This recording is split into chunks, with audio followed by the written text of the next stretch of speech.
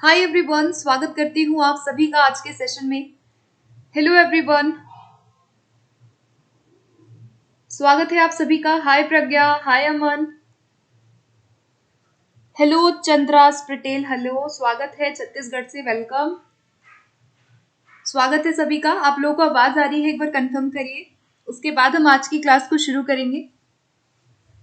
आवाज क्लियर है एकदम, स्क्रीन बिल्कुल क्लियर है, एक बार कंफर्म करिए।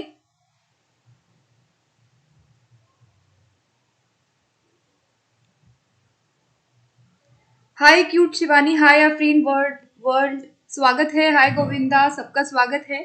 आवाज आ रही है, एक बार कंफर्म करो, फिर हम आज की क्लास को शुरू करेंगे, ठीक है। Hello Naisa, hi funny clips, good evening to you all. Hello Veer Singh, स्वागत है आपका। आवाज आ रही है, एकदम क्लियर है। हेलो शालिनी, हाय, कैसे हो सभी। आज की क्लास बहुत इंपॉर्टेंट होगी और आज हम लोग डिस्कस करने वाले हैं सीटेट के सीबीटी वाले क्वेश्चंस हिंदी के again, and we will cover 6 papers today, ठीक है। तो 6 पेपर का मतलब है कि we will discuss 90 questions. Clear. Hello Shalini, स्वागत है आपका, नए आप आए हो चैनल पे, वेलकम, सबका स्वागत है। हेलो छोटू खान, हाय। चलो शुरू करें क्लास को, बताइए। हेलो सोनम, हाय। देखो आज के क्वेश्चन बहुत इंपॉर्टेंट होने वाले हैं, बिकॉज आज के क्वेश्चन जो है उनका लेवल बहुत अच्छा है, सारे पेपर्स का लेवल बहुत अच्छा है, ठीक है। तो चलिए शुरू करते हैं फिर, ठीक है। बाकी लोग ज्वाइन करते जाएंगे, आप लोग भी एक काम कर दो, बस छोटा सा एक काम ये है कि वीडियो को लाइक कर दो सभी लोग, ताकि ज्यादा से ज्यादा लोगों तक रीच पहुंचे वीडियो की, ठीक है। एंड उसके बाद हम शुरू करेंगे, और शेयर कर दो वीडियो को, ठीक है। केवीएस के लिए जल्दी स्टार्ट करूंगी classes after 23 December. I will start for KVS, I will definitely start. Hello Shivani, स्वागत है। चलो शुरू करें क्लास को, एक बार मैं भी लिंक दे दूं, उसके बाद मैं शुरू करूंगी, ठीक है। उसके बाद मैं क्लास को शुरू करूंगी। आप लोग भी वीडियो को शेयर कर दो अपने दोस्तों में जिनको भी जरूरत है, जो लोग तैयारी कर रहे हैं, आपके फ्रेंड्स सीटेट की, ठीक है। एंड एक चीज और कहूंगी कि जिन लोगों को किसी भी क्वेश्चन में डाउट होगा, आप में से किसी को भी, तो आप लोग जरूर पूछना वो, ठीक है। जिसको डाउट लगेगा सीधा कमेंट में पूछ लेना, तो हम उसको डिस्कस कर लेंगे। बाकी मैं ट्राई करूंगी कि थोड़ा फास्ट, जो क्वेश्चन इजी है उनको हम थोड़ा फास्ट जल्दी जल्दी करेंगे, ठीक है। चलो क्वेश्चन 1 से स्टार्ट करते हैं। अब मैं बिल्कुल भी देर नहीं करूंगी, क्योंकि हमें 90 क्वेश्चन डिस्कस करना है। मैं ट्राई करूंगी कि कम समय में 90 क्वेश्चन फटाफट से डिस्कस कर लूं। क्वेश्चन फर्स्ट देखेंगे स्क्रीन पे। स्वागत है सबका, जितने लोग आ चुके हैं। हेलो अंजू, स्वागत है अंजू आपका, फर्स्ट क्लास है आपकी, वेलकम। हेलो नेहा, हेलो किरण, गुड इवनिंग। हेलो दीप्ति। चलिए फर्स्ट क्वेश्चन क्या है, अधिगम का कौन सा सिद्धांत कहता है कि विकास का स्रोत व्यक्ति के बजाय परिवेश में है। फर्स्ट क्वेश्चन कर रहे हैं अभी हम डीपी गेमिंग। चलो बताओ भाई, परिवेश में है, कौन सा सिद्धांत कहेगा। व्यवहारवाद, सहजात्यवाद, संप्रेक्षणात्मक भाषा शिक्षण, या सामाजिक रचनावाद। ऑप्शन कौन सा करेक्ट है। ऑप्शन डी आंसर आया अभी तक, सोनम, इंद्रा, और अभी तक 2 आंसर दिख रहे हैं, शिवानी, अंजू। ओके, क्या होगा भाई, व्यक्ति के बजाय जो स्रोत है वो परिवेश है, परिवेश को बोला, यानी सामाजिक रचनावाद, सोशल कंस्ट्रक्टिविज्म, वाइगोत्स्की की बात हो रही है, ठीक है। ऑप्शन क्या बनेगा इसका, डी बनेगा फर्स्ट क्वेश्चन के लिए करेक्ट। परिवेश यानी जो उसका आसपास का वातावरण है, जो समाज है, जो उसकी जो सराउंडिंग है। सेकेंड क्वेश्चन पे आते हैं। निम्नलिखित में से कौन सा भाषा के संबंध में सत्य है। भाषा के संबंध में कौन सा इसमें से सत्य होगा। हाँ जो ये सीटेट के क्वेश्चन है, डायरेक्टली सीटेट के क्वेश्चन डिस्कस कर रही हूँ। जो आपके लास्ट ईयर दिसंबर में जो पेपर हुए थे, वो सारे पेपर आज हम लोग 6 पेपर करेंगे। सेकंड का आंसर करो फटाफट। भाषा के संबंध में सत्य क्या है। वैज्ञानिक व्यवस्था है भाषा, भाषा लिखी जाती है जिसका अर्थ होता है, भाषा व्यवस्थाओं की व्यवस्था है, या फिर भाषा में संरचनाएं तथा आकृतियां हैं। सी आंसर आ रहा है, बहुत बढ़िया। इसको कहते हैं language is a system of systems. English में भी याद रखो, सिस्टम ऑफ सिस्टम्स करके आ जाएगा इंग्लिश में, ठीक है।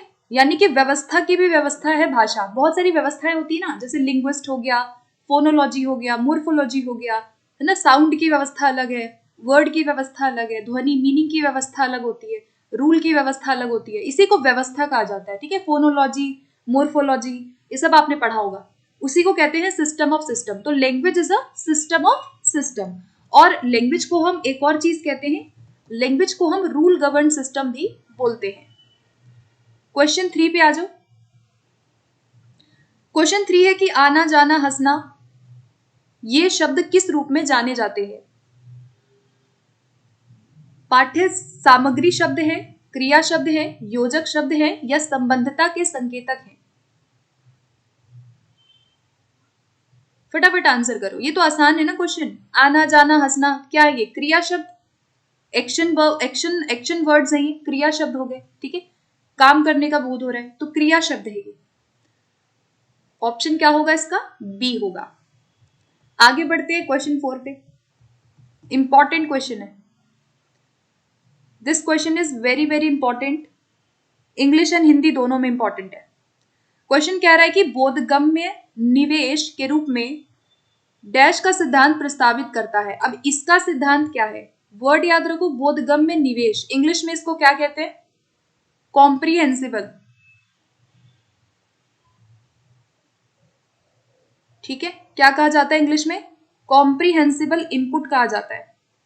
तो आपसे क्या पूछा गया इस क्वेश्चन में? कॉम्प्रिहेंसिबल इनपुट पूछा गया है, जो कि क्रैशन ने दिया, स्टीफन क्रैशन। आंसर कर दो। बी आंसर आ रहा है और सी आंसर आ रहा है।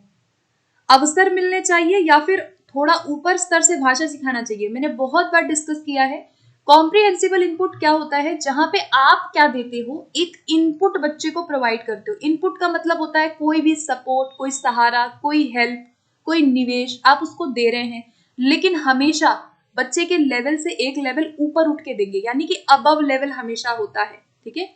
तो आंसर क्या बना कि बच्चों के स्तर से थोड़ा सा ऊपर उठ के अवसर प्रदान करना कॉम्प्रिहेंसिबल इनपुट है। चलिए आगे बढ़ते हैं क्वेश्चन 5 पे।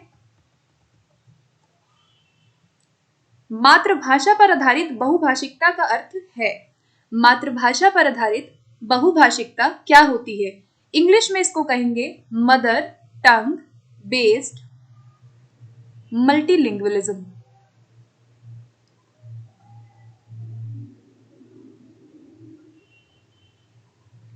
सो आपको समझ आ गया होगा मदर टंग बेस्ड मल्टीलिंगुअलिज्म का मतलब क्या है। अनेक भाषाओं में सिखाना होगा। विद्यार्थी की विद्यालय शिक्षा मातृभाषा या घर की भाषा में आरंभ करते हैं और कम से कम 2 भाषाएं और सीखते हैं। विद्यार्थी अपनी क्षेत्रीय भाषा, राज्य भाषा, हिंदी, अंग्रेजी, शास्त्रीय भाषा, विदेशी भाषा सीखता है।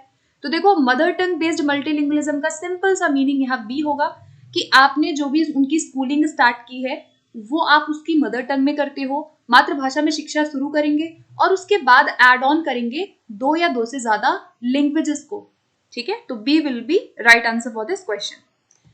चलिए क्वेश्चन 6 पे बढ़ जाते हैं अब हम।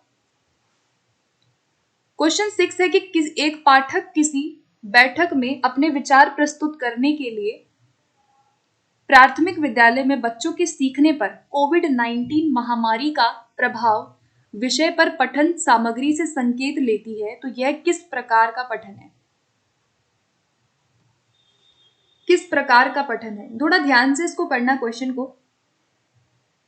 को थोड़ा ध्यान से पढ़ना।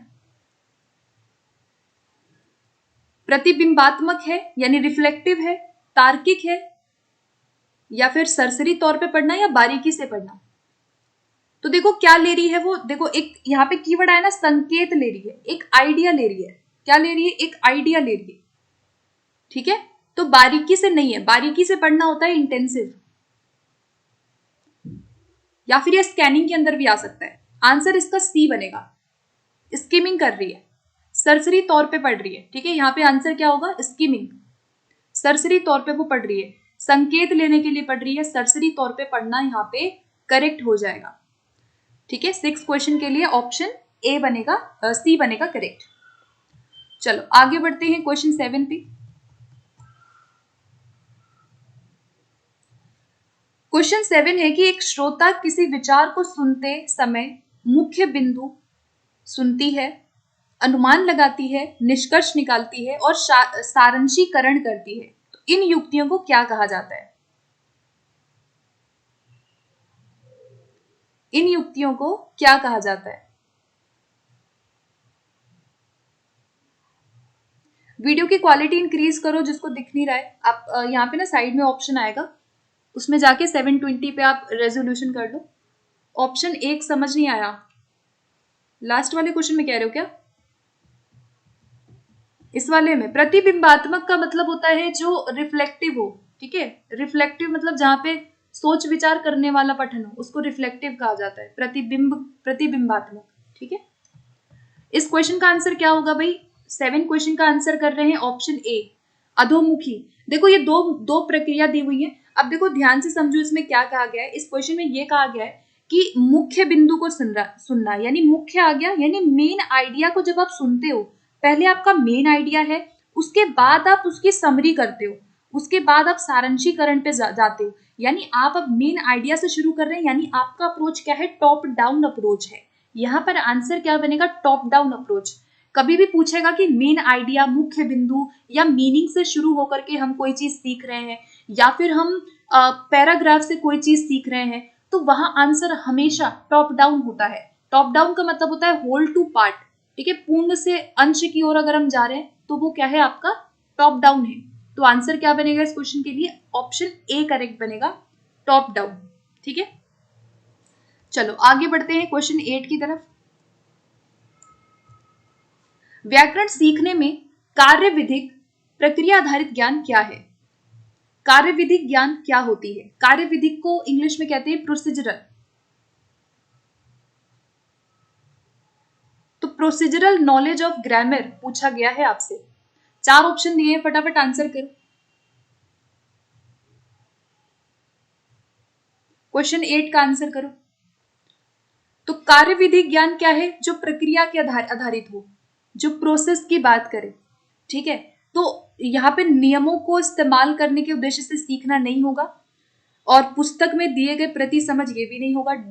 सी और डी तो वैसे ही आपका डिलीट हो गया, ठीक है। अब यहाँ 2 ऑप्शन है। पहला है कि आकृति और वर्णन के बारे में ज्ञान तथा उसे सीमित अभ्यास में इस्तेमाल करना, या फिर समझ बनाना और लागू करना। तो आंसर इसका ऑप्शन बी बनेगा करेक्ट, ठीक है। क्योंकि यहाँ पे बोला गया है कि आपने जो भी रूल सीखा उसको आप लागू कर रहे हैं, जो आप यूज कर रहे हो यहाँ पे, तो ये क्या है? आपका प्रोसीजरल है, प्रोसेस की बात कर रहा है, ठीक है। चलिए आगे बढ़ते हैं। तो इसका 8 क्वेश्चन का आंसर क्या बनेगा? ऑप्शन बी बनेगा। नेक्स्ट है क्वेश्चन 9 पे आते हैं, फटाफट देखेंगे क्वेश्चन 9।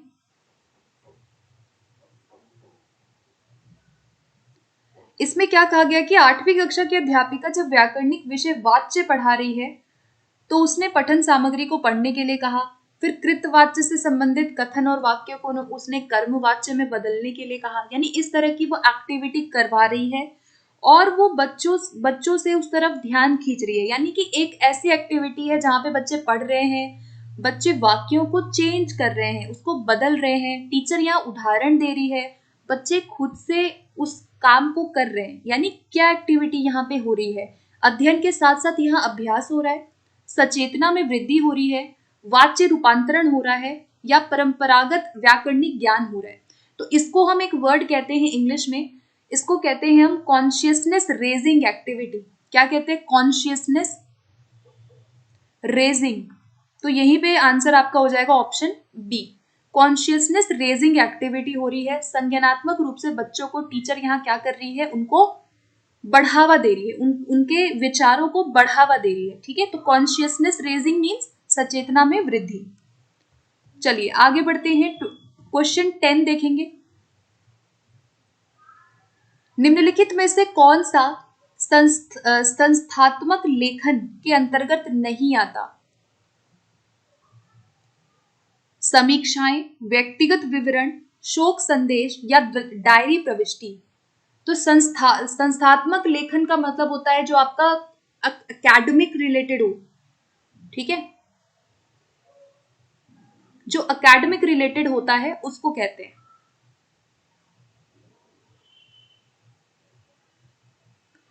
सो यहां पे देखो क्या होगा, संस्थात्मक लेखन के अंदर क्या नहीं आएगा, आंसर करो पहले इसका। कौन सा क्वेश्चन समझना है सोनम, आप मुझे क्वेश्चन नंबर बताओ। तो दीप्ति का आंसर 4 आया यहाँ पे, डी और ए। नहीं, रिकॉर्डेड नहीं है बहुत लोग कह रहे रिकॉर्डेड है, रिकॉर्डेड नहीं है, लाइव हूं ठीक है, चलो देखो यहाँ पे मैंने क्या बोला, संस्थात्मक जो एकेडमिक है, जो आपके मतलब ज्यादातर रिलेटेड है स्कूल रिलेटेड, तो वहां पे शोक संदेश और डायरी नहीं होगा, ये पर्सनल हो जाता है, ठीक है, ये पर्सनल हो जाता है। So option A and B only right होगा, ऑप्शन ए इसका करेक्ट होगा, ठीक है, क्लियर है। यहाँ पे समीक्षाएं करना यानी किसी चीज पे रिव्यू करना और व्यक्तिगत विवरण करना, ठीक है, एक डिस्क्रिप्टिव लिखना उसको कहते हैं। तो यहाँ ए हो जाएगा 10 क्वेश्चन के लिए। 9 क्वेश्चन को दोबारा समझा देते हैं। देखो इस क्वेश्चन में क्या कहा गया था, इसमें देखो वैसे कुछ समझने वाला इतना है नहीं, मैं सच बताऊं तो इसमें क्या है ना कि वो यहाँ पे क्या करवा रही है, उनको चेंज करने के लिए बोल रही है, वाक्य में सहायता कर रही है, बच्चे खुद से कर रहे हैं, एग्जाम्पल दे रही है, इतने सारे वो काम करवा रही है बच्चों से, उनका ध्यान खींच रही है उस तरफ बच्चों को, यानी यहाँ पे बच्चे मेंटली बहुत एक्टिव हैं। आप देखोगे यहाँ बच्चे एक्टिव ज्यादा हैं, तो इसीलिए इसको कहा जाता है सचेतना में वृद्धि, यानी कि जो उनका मेंटल लेवल है, जो कॉन्शियसनेस है, उसको वो बढ़ा रही है, उनके मेंटल लेवल को टीचर यहाँ बढ़ा रही है। व्याकरण का ज्ञान होगा नहीं, वाच्य रूपांतरण नहीं है केवल, ठीक है, तो आंसर यहाँ पे क्या हुआ, बी बना, ठीक है। चलो आगे बढ़ते हैं, 11 क्वेश्चन पे आते हैं।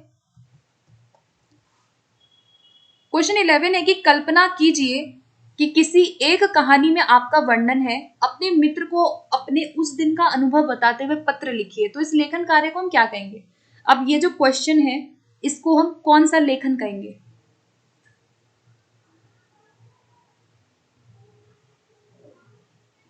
आंसर करो, ये कौन सा लेखन है।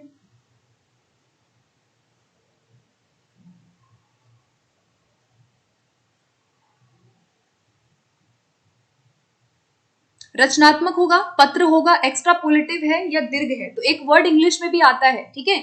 यहाँ पे अपने अनुभवों को बताने के लिए कहा गया, यानी यहाँ पे बच्चे की पर्सनल रिस्पॉन्स क्वेश्चन को बोला गया है, ठीक है। ये कौन सा क्वेश्चन है, पर्सनल रिस्पॉन्स क्वेश्चन है, जहां पे बच्चा अपने अनुभवों को साझा करेगा, तो इसको कहते हैं हम एक्स्ट्रापोलेटिव राइटिंग, ठीक है, यानी कि पर्सनल रिलेटेड जो क्वेश्चन होता है उसको हम एक्स्ट्रापोलेटिव कहते हैं। तो यहाँ पे सी हो जाएगा करेक्ट, तो सभी का आंसर ठीक आ रहा है। आगे बढ़ते हैं क्वेश्चन 12 की ओर। आधारभूत अंतःवैयक्तिक संप्रेक्षण कौशल को क्या कहते हैं, आधारभूत अंतःवैयक्तिक संप्रेक्षणात्मक कौशल को क्या कहते हैं। तो अंतःवैयक्तिक आपको बताना है, फटाफट देखो क्या होना चाहिए। अंतःवैयक्तिक समझ आ रहा होगा, जो दूसरों से बात करने वाला है ना, अंतःवैयक्तिक मतलब और व्यक्तियों से बात करना, संप्रेक्षण करना। तो यहाँ पे करेक्ट आंसर तीनों चारों में से सबसे बेस्ट क्या है, दिन प्रतिदिन के संप्रेक्षण के लिए जो भी हम भाषा यूज कर रहे हैं वो इसमें शामिल होगा। तो इस क्वेश्चन का 12 का ऑप्शन सी हो जाएगा करेक्ट, ठीक है, ऑप्शन क्या होगा इसका, सी होगा, दिन प्रतिदिन के संप्रेक्षण के लिए जो भी भाषा हम प्रयुक्त कर रहे हैं। आगे बढ़ते हैं 13 क्वेश्चन पे। एक लघु कथा पढ़ते समय कौन सी पठन के साथ गतिविधि हो सकती है, लघु कथा पढ़ते समय कौन सी पठन के साथ गतिविधि, मतलब बिटवीन रीडिंग कौन सी एक्टिविटी यहां होगी, फटाफट देखो। पहला है कि घटनाओं के पूर्वानुमान लगाने के लिए चर्चा करते हैं विद्यार्थी, विद्यार्थी जोड़े में काम करते हैं और एक दूसरे को पढ़कर सुनाते हैं, विद्यार्थी रचनाकार के आत्मकथात्मक तथ्यों पर चर्चा करते हैं, या फिर शिक्षक नए शब्दों के अर्थ को पूछता है। क्वेश्चन 13 का आंसर फटाफट करो। पठन के साथ गतिविधि का सिंपल सा मतलब होता है कि जैसे कोई पठन हो रहा है ना, कोई रीडिंग हो रही है, तो अब वहां पे बिटवीन द रीडिंग क्या सबसे बेस्ट है, बेसिकली इस क्वेश्चन में आपको बेस्ट बताना है और कुछ नहीं करना। तो यहां पर आंसर इसका ए होगा, बी नहीं होगा, ठीक है। देखो यहाँ पे घटनाओं के पूर्वानुमान का मतलब होता है एन्फरिंग करना, बच्चे यहाँ पे एन्फर कर रहे हैं, ठीक है। अब एक दूसरे को पढ़ के सुनाना बहुत अच्छी गतिविधि नहीं है, रीडिंग के साथ पूछ रहा है, ड्यूरिंग रीडिंग पूछ रहा है।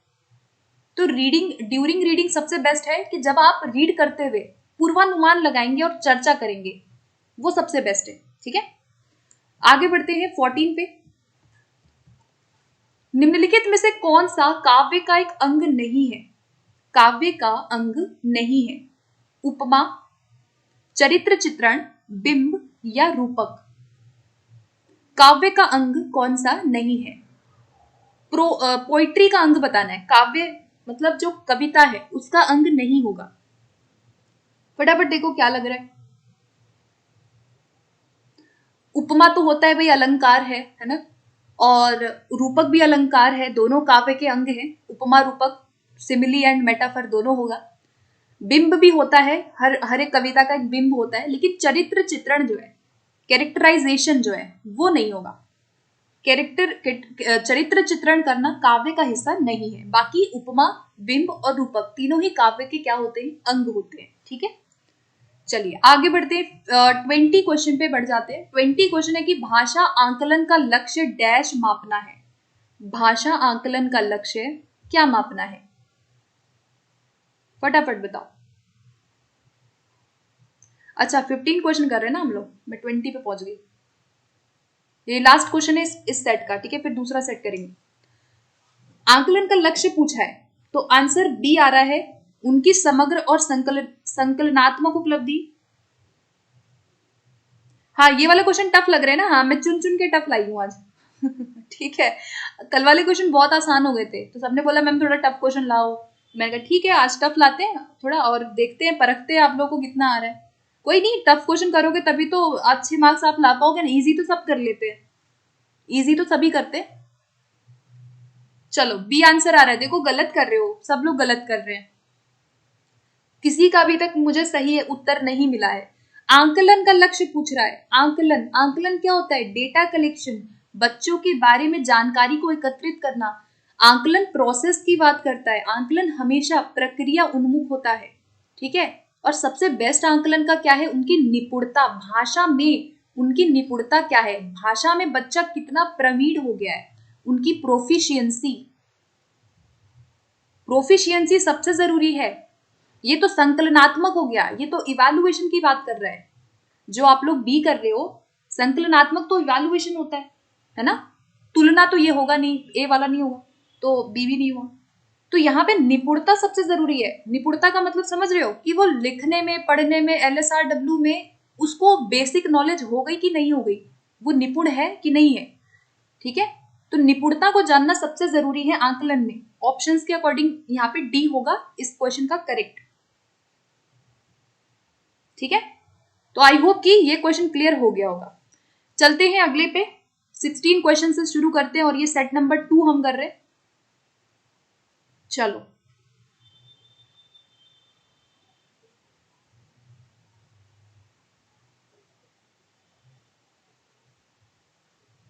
मातृभाषा आधारित बहुभाषिकता समर्थन करती है। मातृभाषा आधारित बहुभाषिकता क्या समर्थन करेगी? यानी मदर टंग बेस्ड मल्टीलिंगुअलिज्म पूछा गया है अगेन। अभी हमने थोड़ी देर पहले ये क्वेश्चन किया है, बताओ फटाफट क्या होगा। तो हमें पता है कि मदर टंग बेस्ड मल्टीलिंगुअलिज्म का सिंपल सा यही मतलब है कि सभी बच्चे जो भी शिक्षा है उसको वो मातृभाषा में शुरू करेंगे और उसके बाद वो मूव ऑन करेंगे अदर लैंग्वेजेस को ऐड करने में। तो यहाँ पर आंसर क्या होगा? ऑप्शन ए बनेगा। आरंभ कर रहे हैं मातृभाषा में और फिर ऐड करते हैं हम 2 या 2 से ज्यादा भाषाओं को, ठीक है। चलते हैं आगे, 17 क्वेश्चन कहता है, 17 क्वेश्चन है कि राहुल एक वाहन चालक है जो बिहार से केरल जाता है, जहां वह 6 महीने में मलयालम भाषा सीख जाता है।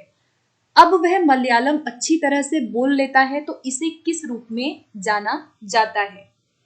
किस रूप में जाना जाएगा? भाषा सीखना, भाषा, भाषा अर्जन, या भाषा क्रमादेशन या प्रोग्रामिंग।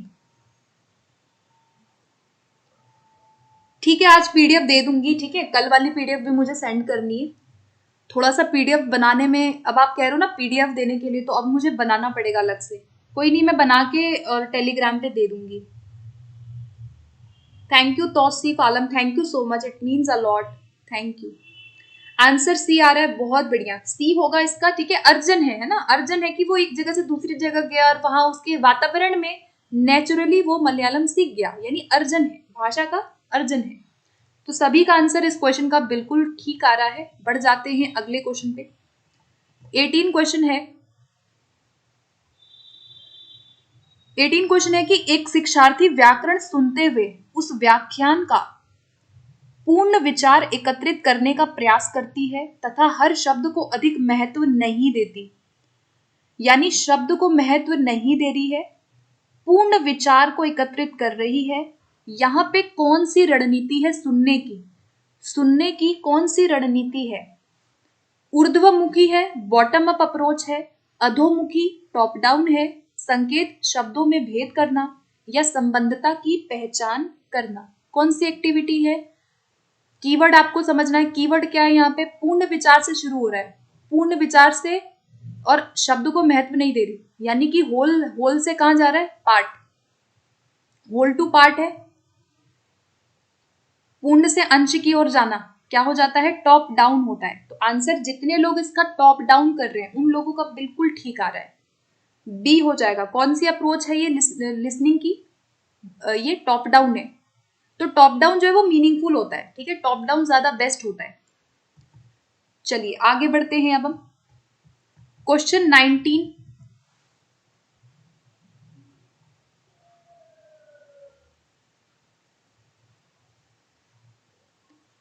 एक शिक्षिका कक्षा 8वीं के शिक्षार्थियों को समाचार पत्र से एक अनुच्छेद उपलब्ध कराती है जो उनके भाषा स्तर से थोड़ा सा ऊपर है। शिक्षार्थियों को उस अनुच्छेद पर अनेक काम करने हैं, तो इसे क्या कहेंगे? फटाफट बताओ।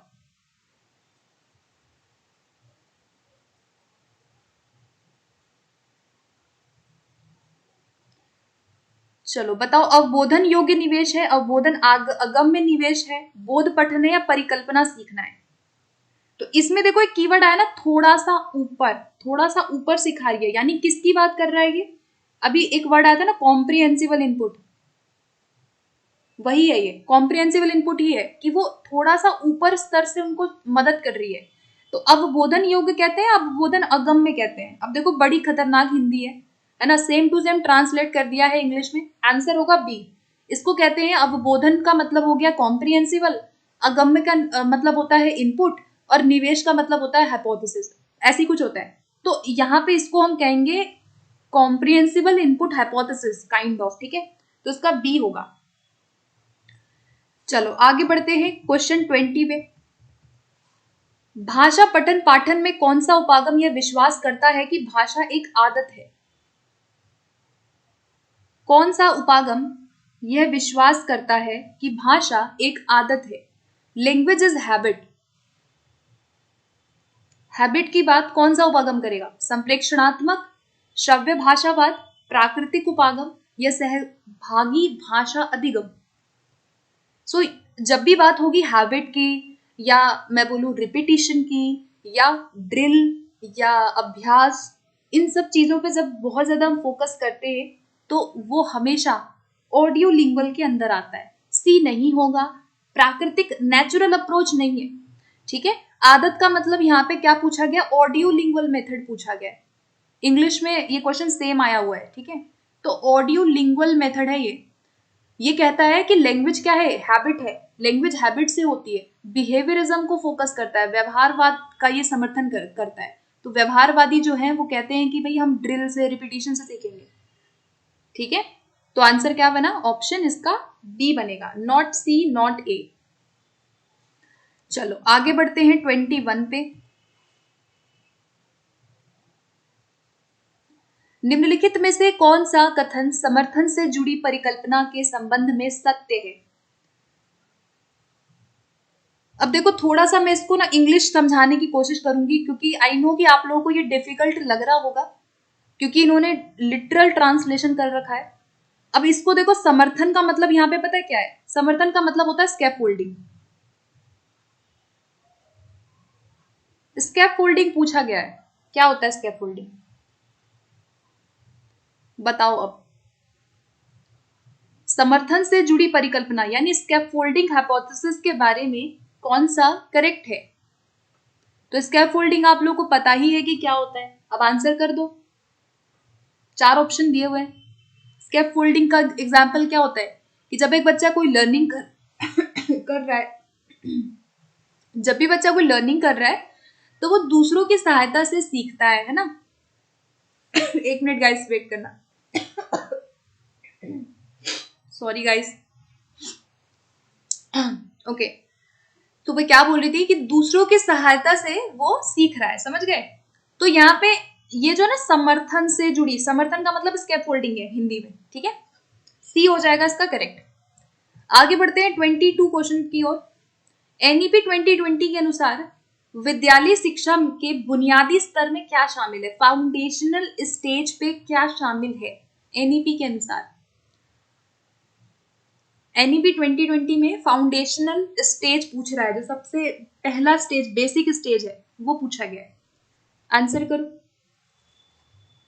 हाँ प्रियंका, पानी पी रही हूँ बस मैं भी। आंसर करते रहो आप लोग।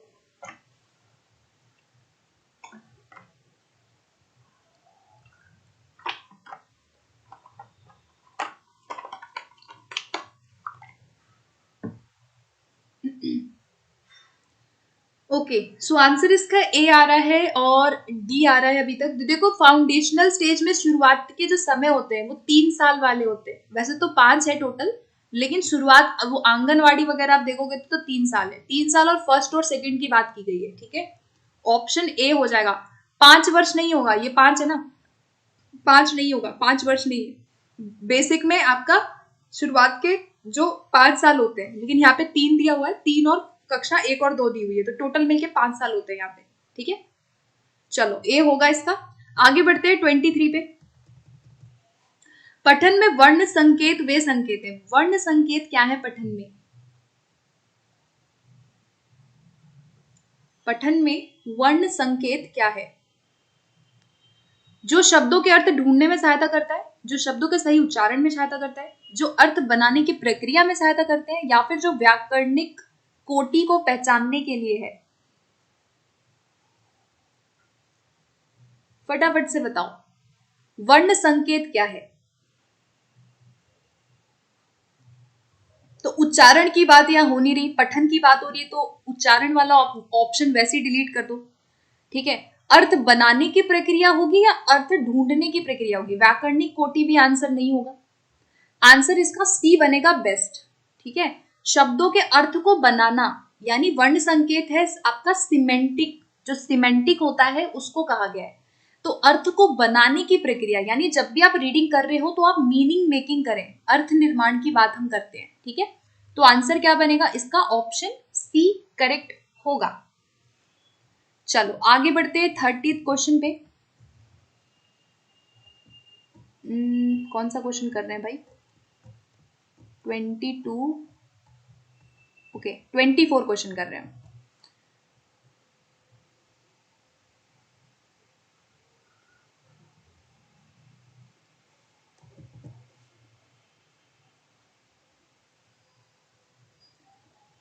ट्वेंटी फोर बताओ। रवीश समाचार पत्र पर एक रोचक लेख पढ़ रहा है और वह लेख के बारे में समस्त विचारों को जानना चाहता है। यहाँ एक वर्ड आया समस्त विचारों को जान रहा है, तो वो अपने पठन में क्या कर रहा है? अवलोकन कर रहा है, सरसरी दृष्टि से पढ़ रहा है, तथ्य ढूंढने के लिए पढ़ रहा है, या रिपोर्ट लिखने के लिए पढ़ रहा है? तो ये आसान क्वेश्चन है। अब वो समस्त विचार पढ़ रहा है, समस्त विचार को क्या कहते हैं? ओवरऑल, ओवरऑल आइडिया के लिए पढ़ रहा है, ठीक है। ओवरऑल जिस्ट के लिए पढ़ रहा है, जनरल आइडिया के लिए पढ़ रहा है। इंग्लिश में कहेंगे general idea, overall idea, gist. तो इसको कहते हैं स्किमिंग करना, सरसरी तौर पे पढ़ना। तो हिंदी में स्किमिंग को कहा जाता है सरसरी तौर पे पढ़ना। तो यहाँ पे वो क्या कर रहा है, वो बहुत स्पेसिफिक नहीं पढ़ रहा है, यहाँ पे वो विशेष तथ्यों को नहीं ढूंढ रहा है, वो जनरल आइडिया के लिए पढ़ रहा है। ठीक है, तो आंसर क्या बना, सरसरी दृष्टि से पढ़ना यानी कि स्किमिंग। 25 क्वेश्चन पे आते हैं, ग्रहणशील शब्दावली क्या है। ग्रहणशील शब्दावली क्या है, यानी कि रिसेप्टिव वोकैबुलरी। रिसेप्टिव वोकैबुलरी क्या होती है, अधिकतर शब्द जो सही हिज्जे होते हैं, पता नहीं ये क्या लिखा है, पंक्तियों के बीच में से पढ़े जाने वाले वर्ड। तो ग्रहणशील का मतलब समझ रहे हो, जो रिसीव करते हैं हम जिन शब्दों को, कब करते हैं, जिनको हम सुन करके या देख करके, यानी रीडिंग या लिसनिंग से जिन शब्दों को हम पहचानते हैं उन्हें हम रिसेप्टिव कहते हैं। ऑप्शन बी हो जाएगा इसका करेक्ट। अच्छा 31 क्वेश्चन होगा, मैं क्वेश्चन नंबर ही भूल गई, कोई बात नहीं। ठीक है, आगे बढ़ते, चलो आगे बढ़े। नेक्स्ट क्वेश्चन है, नहीं आई थिंक नंबरिंग बिल्कुल ठीक कर रही हूं मैं। चलो 26 क्वेश्चन देखो, नंबरिंग ठीक है। निम्नलिखित में से कौन सा बोलने के संबंध में सत्य नहीं है, गलत वाला बताना है। फटाफट देखो क्या होगा, बोलने के संबंध में यानी स्पीकिंग। पहला है कि बोलने का अर्थ है शब्दों का सही उच्चारण करना, इसमें प्रश्नों का जवाब देना और पूछताछ करना शामिल है। बोलने का अर्थ है बातचीत तथा चर्चा में शामिल होना, या फिर यह धारा प्रवाह और सुसंगत बोलने की योग्यता है। धारा प्रवाह को हम इंग्लिश में कहते हैं फ्लुएंसी, फ्लुएंट, और सुसंगत बोलने को हम कहते हैं लॉजिकल या फिर कोहेरेंस, जो लॉजिकल हो। ठीक है, बताओ क्या लग रहा है इसका, स्पीकिंग की बात हो रही है, तो बोलने से रिलेटेड में कौन सा नहीं होगा, ऑप्शन बी हो जाएगा इसका। जितने लोग बी कर रहे हैं उनका बिल्कुल करेक्ट आ रहा है, बी होगा, क्योंकि प्रश्नों का जवाब देना, पूछताछ करना स्पीकिंग में नहीं आएगा, है ना। बाकी स्पीकिंग से रिलेटेड फर्स्ट वाला भी है, थर्ड वाला भी है, फोर्थ वाला भी है, बी नहीं होगा। जवाब देना प्रश्नों का स्पीकिंग में नहीं आएगा, मतलब पूछताछ वगैरह इसमें नहीं आएगा बोलने के संबंध में। आगे बढ़ते हैं 27 पे। 27 है कि सीमित अभ्यास के रूप, विधान, वर्णन करना तथा प्रयोग करने के विषय में ज्ञान को क्या कहते हैं। सीमित अभ्यास के रूप, विधान, देखो क्वेश्चन को थोड़ा समझते हैं। सीमित अभ्यास है, लिमिटेड है, और आप किसी चीज का वर्णन कर रहे हैं, किसी चीज का प्रयोग कर रहे हैं, एक्सरसाइज यानी कोई प्रैक्टिस आप कर रहे हो, ठीक है, उसको हम शिक्षक का व्याकरण कहेंगे, घोषणात्मक ज्ञान कहेंगे, भाषा प्रकार कहेंगे, या कार्यविधिक ज्ञान कहेंगे। तो कार्यविधिक को कहते हैं प्रोसीजरल, और घोषणात्मक को कहते हैं डिक्लेरेटिव नॉलेज। ठीक है, कौन सा नॉलेज है यहाँ पे, भाषा प्रकार है नहीं, व्याकरण है नहीं, तो बी आंसर आ रहा है यहाँ पे, डिक्लेरेटिव। बहुत बढ़िया, बिल्कुल ठीक है बी आंसर। जितने लोग बी कर रहे हैं इस क्वेश्चन के लिए, डी नहीं होगा। कार्यविधिक तो वो है जब आप यूज कर रहे हो, ठीक है, जब आप रियल सिचुएशन में अप्लाई कर रहे हो, किसी ज्ञान को अप्लाई करना कार्यविधिक है। लेकिन यहाँ पे आप देखो सीमित अभ्यास, पहला वर्ड क्या है यहाँ पे, सीमित अभ्यास, यानी आप कोई स्ट्रक्चर की प्रैक्टिस कर रहे हो, है ना, कोई स्ट्रक्चर की प्रैक्टिस करना नॉलेज आपका डिक्लेरेटिव में आएगा, जहां पे आप रूल वगैरह को सीखते हो, तो यहाँ पे वो स्ट्रक्चर प्रैक्टिस हो रही है, इसीलिए आंसर क्या होगा, बी होगा। ठीक है, चलो आगे बढ़ते हैं 28 पे। सो गाइस आज थोड़ा सा ना मैं क्वेश्चंस को एक्सप्लेन कर रही हूँ, क्योंकि ये क्वेश्चन का लेवल थोड़ा अच्छा है, कल के मुकाबले आज के जो क्वेश्चंस हैं उनका लेवल काफी अच्छा है। ठीक है, तो मैं ट्राई कर रही हूँ कि एकदम भगा भगा के ना कराऊं, थोड़ा थोड़ा समझाती रहूं, है ना। जब तक आपको समझ नहीं आएगा तो फिर कोई फायदा नहीं क्वेश्चन करने का, चाहे आप 100 कर लो चाहे 50 कर लो। बट अगर एक बार कोई वर्ड आपको समझ आ गया तो आप क्वेश्चन कोई सा भी सही कर लोगे, है कि नहीं बात। चलो नेक्स्ट है कि समाचार पत्र लेख जिसमें कक्षा 8 तक विद्यार्थियों के लिए परीक्षा ना हो का मुद्दा बनाया गया है, यह लेखन किस में आएगा। अब देखो ये लेखन का टाइप है, इंग्लिश पेडागोजी में अगर आप इसको पढ़ोगे तो ये आपको बहुत आसान लगेगा, लेकिन अब हिंदी इन्होंने कर दी है तो इन्होंने कर दिया इसको डिफिकल्ट। ठीक है, फिर भी मैं इसको समझा देती हूँ। इसमें देखो क्या है कि कक्षा 8वीं के विद्यार्थियों के लिए परीक्षा ना हो का मुद्दा बनाया गया है, यानी कोई टॉपिक है, कोई ऐसा टॉपिक है जो करंट है। बात को समझना, करंट टॉपिक की बात हो रही है, ठीक है। और ये करंट टॉपिक पे जो हम एक मुद्दे पे बात कर रहे हैं, ये लेखन के किस टाइप में आएगा? ये डिस्क्रिप्टिव है। डिस्क्रिप्टिव का मतलब क्या होता है? जहां पे आप कोई चीज को डिस्क्राइब करो, जैसे कोई मेले का सीन डिस्क्राइब करना, वो वर्णनात्मक होता है। तुलनात्मक का मतलब होता है कि आप जहां पे तुलना कर रहे हो, तो क्या यहाँ पे तुलना हो रही है? नहीं हो रही, तो तुलनात्मक लेखन होगा नहीं। क्रिएटिव लेखन आकर्षक लेखन है, आकर्षक भी नहीं है। ठीक है, एक मिनट, रचनात्मक को क्रिएटिव कहते हैं, ठीक है। तो यहाँ पे आंसर जो होगा वो आकर्षक होगा। अब इसकी इंग्लिश जो है बड़ी ही अजीब है, आंसर इसका रचनात्मक नहीं होगा, आकर्षक होगा। आकर्षक को कहा जाता है इंग्लिश में, इसको एक वर्ड कहते हैं परसुएसिव। तो ये परसुएसिव राइटिंग है। परसुएसिव राइटिंग क्या होती है? जो किसी मुद्दे पे हो, जहां पे आप अपने विचारों को वहां पे प्रस्तुत करें। जैसे मैं दहेज प्रथा पे कुछ बोलूं, मैं आजकल के मुद्दे पे कुछ बोलूं, वो परसुएसिव राइटिंग है, जहां आप अपने विचारों को भी वहां बताते हो। ठीक है, तो यहाँ पे आकर्षक का मतलब है परसुएसिव। बड़ी खतरनाक हिंदी कर रखी है, और मैं उन बच्चों का दर्द समझ सकती हूँ जिन्होंने पेपर दिया था। ठीक है क्योंकि इस क्वेश्चन में, मतलब इस पेपर में अगर मैं बोलूँ ना, तो 30 में से जिसके 20 भी आगे होंगे ना, वो बहुत खुश होगा ठीक है चलो आगे बढ़ते। देखो गलती इसमें किसी की नहीं है। अब इन्होंने ऐसा किया है सीबीएसई ने कि पूरा ही पूरा ट्रांसलेट कर दिया, तो क्या ही करे स्टूडेंट, है ना। वो कितना भी पढ़ के जाएगा तो उसको टफ ही लगेगा ना।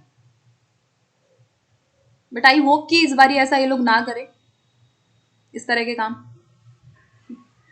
चलो आगे बढ़ते। निम्नलिखित में से कौन सा कथन भाषा की कक्षा में साहित्यिक उद्धरण के अध्ययन के बारे में सत्य नहीं है? अब इसमें से सबसे नेगेटिव वाला देख लो, सबसे नेगेटिव क्या है 4 में से? नमस्ते रुचिन, नमस्ते रुचिन। आप वही रुचिन है क्या जो पहले आते थे मेरी क्लास में, या आप पहली बार हो? एक बार बताना मुझे, क्योंकि रुचिन, आई थिंक रुचिन नाम से एक और बहुत पहले के स्टूडेंट जुड़े होते थे मेरे साथ, तो मुझे नाम याद आया सडनली। आंसर करो, B answer, D answer. 29 question में ना सबसे नेगेटिव क्या है? सबसे नेगेटिव है कि जो साहित्यिक उद्धरण है, यानी जो साहित्यिक उद्धरण का मतलब समझ रहे हो, जो आपका साहित्य से रिलेटेड चीजें हैं, उदाहरण वगैरह है, उसको व्याकरण के लिए नहीं होना चाहिए। ये गलत है ना, व्याकरण सिखाने में नहीं होगा। तो डी आंसर क्या होगा इसका? करेक्ट होगा। ठीक है, चलो आगे बढ़ते हैं। अच्छा पहले वाले, ओके ओके ओके, देखो मैं पहचान गई एक होता है ना कभी कभी किसी किसी का नाम ना सेट हो जाता है माइंड में। तो आई थिंक आप 1-2 साल पहले मेरे से जुड़े थे, जब मैं बहुत पहले सेशन लिया करती थी, जब क्लास में 15-20 बच्चे आते थे, तो मुझे वो याद आ गया। चलो वेलकम बैक। नेक्स्ट क्वेश्चन देखो 30। इसको जरा देखो क्या होना चाहिए इसका। 30 क्वेश्चन देखो, बहुत इंपॉर्टेंट। एक शिक्षार्थी वर्णों को पहचानने तथा शब्दों को लिखने में परेशानी महसूस करता है। शब्दों के अर्थ लिखने में परेशानी महसूस करता है। अब देखो मैं इस क्वेश्चन में ना ये कहूंगी, अब सब लोग इसका गलत आंसर, मुझे पता है कि सब लोग इसका गलत ही देंगे, सब लोग इसका आंसर गलत देंगे, लेकिन हिंदी इन्होंने ऐसी कर रखी है, तो इसमें आपकी भी गलती नहीं है। ठीक है, वर्णों को पहचानने का मतलब यहाँ पे पता है क्या बोला इन्होंने? इन्होंने बोला है recognising letters and decoding words. यहाँ पे ना लिखना, लिखने का मतलब होता है डिकोडिंग, डिकोडिंग वर्ड्स बोला है। ठीक है, और इसको मत, इसका होता है कि रिकॉग्नाइज करना लेटर्स को, तो लेटर्स को रिकॉग्नाइज करना, वर्ड्स को डिकोड करना होता है डिसलेक्सिया। आंसर होगा डिसलेक्सिया, नॉट बी। मुझे पता था आप लोग बी करोगे, आपकी गलती नहीं है, इसमें ट्रांसलेट करने वाले की गलती है ना, क्योंकि डिस्ग्राफिया में लेखन होता है, यहाँ पे लिखना आ गया, लेकिन लिखने का मतलब डिकोडिंग नहीं होता। मतलब मेरे कहने का ये अर्थ है कि इन्होंने ट्रांसलेशन में गलती करी है। ठीक है, डिकोड करना वर्ड्स को, यानी जो भी आप पढ़ रहे हो ना उसमें वर्ड्स को अर्थ बनाना डिकोड करना होता है। तो अगर उसको वर्ड्स को डिकोड करने में और रिकॉग्नाइज करने में, पहचानने में गलती हो रही है तो वो डिसलेक्सिया है। ठीक है, तो आंसर इसका ए होगा, नॉट बी। क्लियर? तो इसलिए मैंने इसका इंग्लिश बता दिया है ऑलरेडी, सो दैट आपको कंफ्यूजन ना हो। आगे बढ़ते हैं 31 क्वेश्चन पे। अब हम 31 क्वेश्चन है कि यहाँ पे एक पाठ का अंश दिया हुआ है, तो ये पाठ का जो अंश है ये क्या, किस चीज के विकास में सहायक है? जरा पढ़ के एक बार आंसर करो, क्या लग रहा है?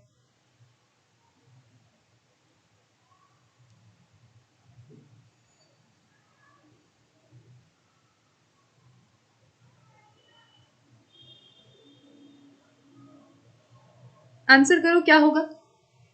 ये जो ये है कि कौवे को जगाते हुए इस तरह से जो ये वर्ड्स दिए हुए हैं, ये क्या है? ये किसके विकास में सहायक करेगा? उच्चारण में, तीव्र प्रवाह, अनुतान या मात्रा? तो ये अनुतान में सहायता करेगा। अनुतान का मतलब होता है उतार चढ़ाव। अनुतान होता है उतार चढ़ाव, भाषा में उतार चढ़ाव। तो यहाँ पे ये जो वर्ड है ना, जैसे आप इसको खुद से बोल के देखोगे तो आपको पता चलेगा, है ना, कि ये एक्सक्लेमेटरी मार्क दे रखा है, क्वेश्चन मार्क दे रखा है, ये उतार चढ़ाव को क्या करेगा? फोकस करेगा। क्वेश्चन समझ आ गया होगा ना? आ गया क्वेश्चन समझ में कि नहीं, ये बताओ। अनुतान का मतलब होता है उतार चढ़ाव। तो इस मन में तो एक्सप्रेशन के साथ आप पढ़ोगे, यानी ये अनुतान को बढ़ावा देगा, उतार चढ़ाव को बढ़ावा देगा। ठीक है, प्रवाह को बढ़ावा नहीं दे रहा, ना ही उच्चारण को बढ़ावा दे रहा है। मात्रा तो वैसे भी नहीं होगा। हाँ, इंटोनेशन होता है, इसको इंटोनेशन कहते हैं, उतार चढ़ाव। ठीक है, चलो तो सी हो जाएगा इसका करेक्ट। आगे बढ़ते हैं 32 क्वेश्चन पे।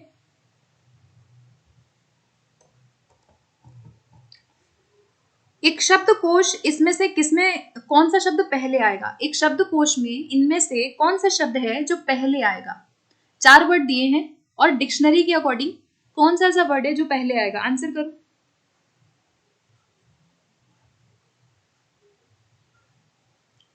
कतरा, कंटक, कमतर या काढ़ना? तो क से सारे स्टार्ट हो रहे हैं। उसके बाद सेकेंड वाला आप देख लो, सेकेंड वाला लेटर देखो कौन सा पहले आएगा। जो फर्स्ट वाला लेटर तो सेम है, सेकेंड वाला देख लो, त, ट, म, ढ। अब इसके लिए आपको क ख ग पता होना चाहिए, है ना? तो क ख ग के अकॉर्डिंग ट पहले आता है।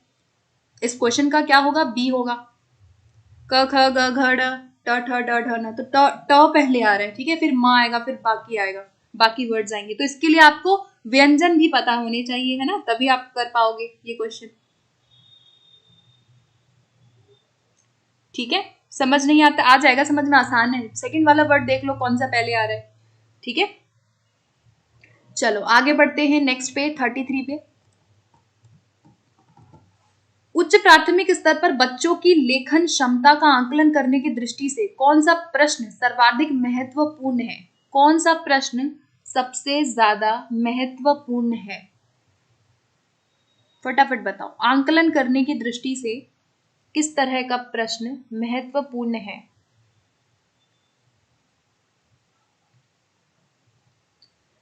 पहला है कि कैसे छुड़वाए। अब देखो कौन सा यहाँ पे प्रश्न है जो सबसे बेस्ट है, यानी आपको यहाँ पे देखना है ओपन एंडेड। ठीक है, मैं क्वेश्चन नहीं पढ़ रही। ओपन एंडेड वाला क्वेश्चन कौन सा है, डाइवर्जेंट क्वेश्चन कौन सा है? तो यहाँ पे ऑप्शन क्या हो जाएगा? ऑप्शन डी हो जाएगा। यहाँ पे बच्चा ज्यादा एक्टिव होगा, डाइवर्जेंट है, 10 तरह के आंसर यहाँ पे दे देगा। ओपन एंडेड है, ये ओपन एंडेड क्वेश्चन है। ठीक है, तो डी होगा इसका करेक्ट। चलो आगे बढ़ते हैं अब हम 34 क्वेश्चन की तरफ। शिक्षा के विविध साधनों एवं स्रोतों की अनदेखी किए जाने का प्रमुख कारण डैश को परीक्षा का एकमात्र आधार बनाने की प्रवृत्ति है? पाठ्यपुस्तक, आकलन, भाषा या अभिव्यक्ति?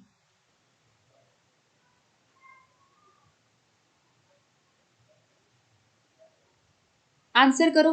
पाठ्यपुस्तक होगा, आकलन होगा, भाषा या अभिव्यक्ति? तो जो भी विविध साधन है या जो स्रोत है उसकी अनदेखी किए जाने का प्रमुख कारण आपको बताना है। क्यों अनदेखी की जाती है, किस चीज को हम आधार बना लेते हैं? तो यहाँ पे आंसर क्या बनेगा? ऑप्शन ए बनेगा, पाठ्यपुस्तक। क्वेश्चन समझ आ गया क्या?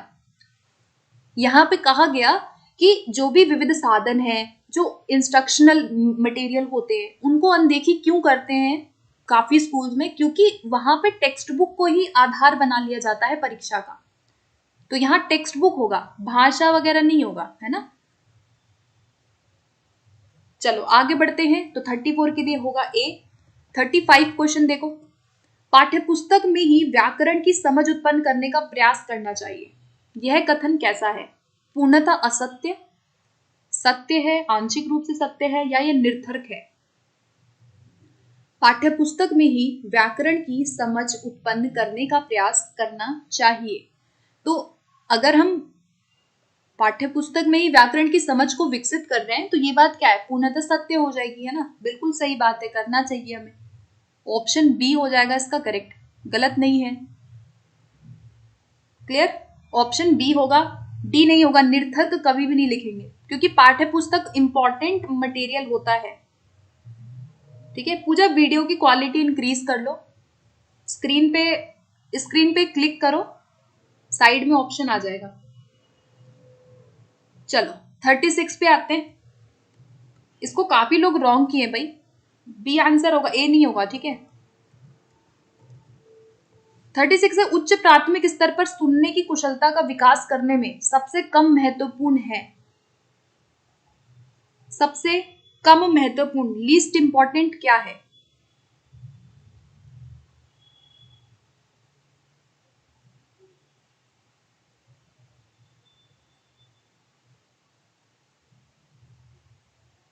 तो इस क्वेश्चन का करेक्ट आंसर क्या होगा भाई? दोहराना सबसे कम जरूरी है ना। ऑप्शन ए हो जाएगा इसका करेक्ट। ठीक है, सबसे कम महत्वपूर्ण क्या है? दोहराना। कभी भी भाषण सुना के उसको रिपीट करवाना इंपॉर्टेंट नहीं होता, बाकी ये इंपॉर्टेंट है, ये इंपॉर्टेंट है, ये इंपॉर्टेंट है। चलो आगे बढ़ते। तो 36 का क्या होगा? ऑप्शन ए वाला करेक्ट होगा, ए जरूरी नहीं है। 37 पे आते हैं। पेपर 2 के ही क्वेश्चन आज करवा रही हूं, ठीक है। इंपॉर्टेंट है सबके लिए, ऐसा नहीं है कि बाकी लोग नहीं देख सकते हैं, क्योंकि सिलेबस और जो आपका पैटर्न है वो मोर और लेस सेम है। ठीक है चलो आगे बढ़ते हैं। नेक्स्ट है, उच्च प्राथमिक स्तर पर हिंदी भाषा सीखने सिखाने की प्रक्रिया में सबसे प्रभावी क्या है? सबसे प्रभावी रणनीति क्या है?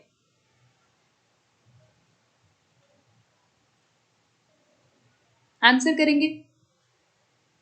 ऑप्शन ए आया है भाई, शब्दशः पुनरावृत्ति। किसका कर रहे हो? 37 का करो। ये तो आसान है, इसका गलत पता नहीं आप किसका कर रहे हो। 37 नंबर लिख दो एक बार आप लोग। 37 का 4 कर रहे हो। सबसे जरूरी क्या है? चारों ऑप्शन ध्यान से पढ़िए, सबके मिक्स आंसर्स आ रहे हैं। नाटक का रूपांतरण सबसे जरूरी है।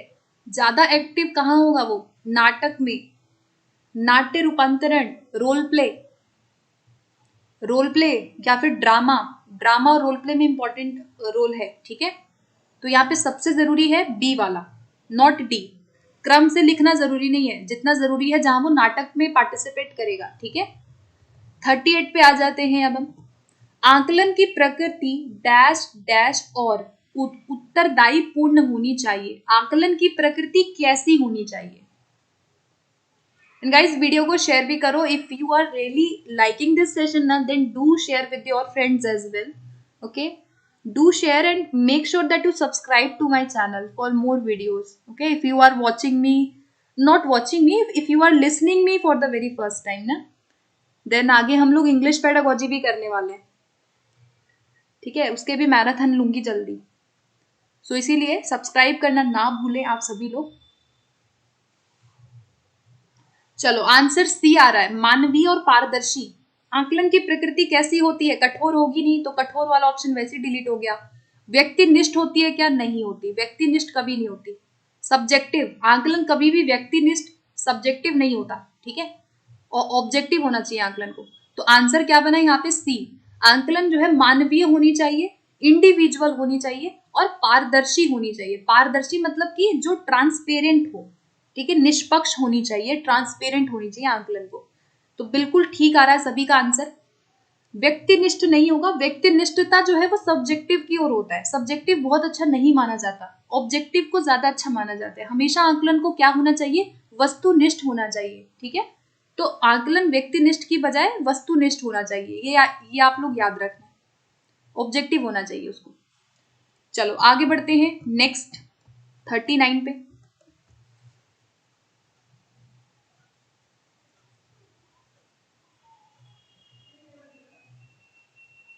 नेक्स्ट है कि रूपा छठी कक्षा में बच्चों के साथ अक्सर अनौपचारिक बातचीत करती है, वे इसके माध्यम से क्या करती है। खाली समय का सदुपयोग, बच्चों को काम में लगाकर निश्चिंत हो जाती है, तो ये तो आसान है। वो बच्चों को सुनने बोलने के क्या दे रही है, अवसर दे रही है। ऑप्शन डी होगा इसका करेक्ट। नेक्स्ट पे बढ़ते हैं, क्वेश्चन 40।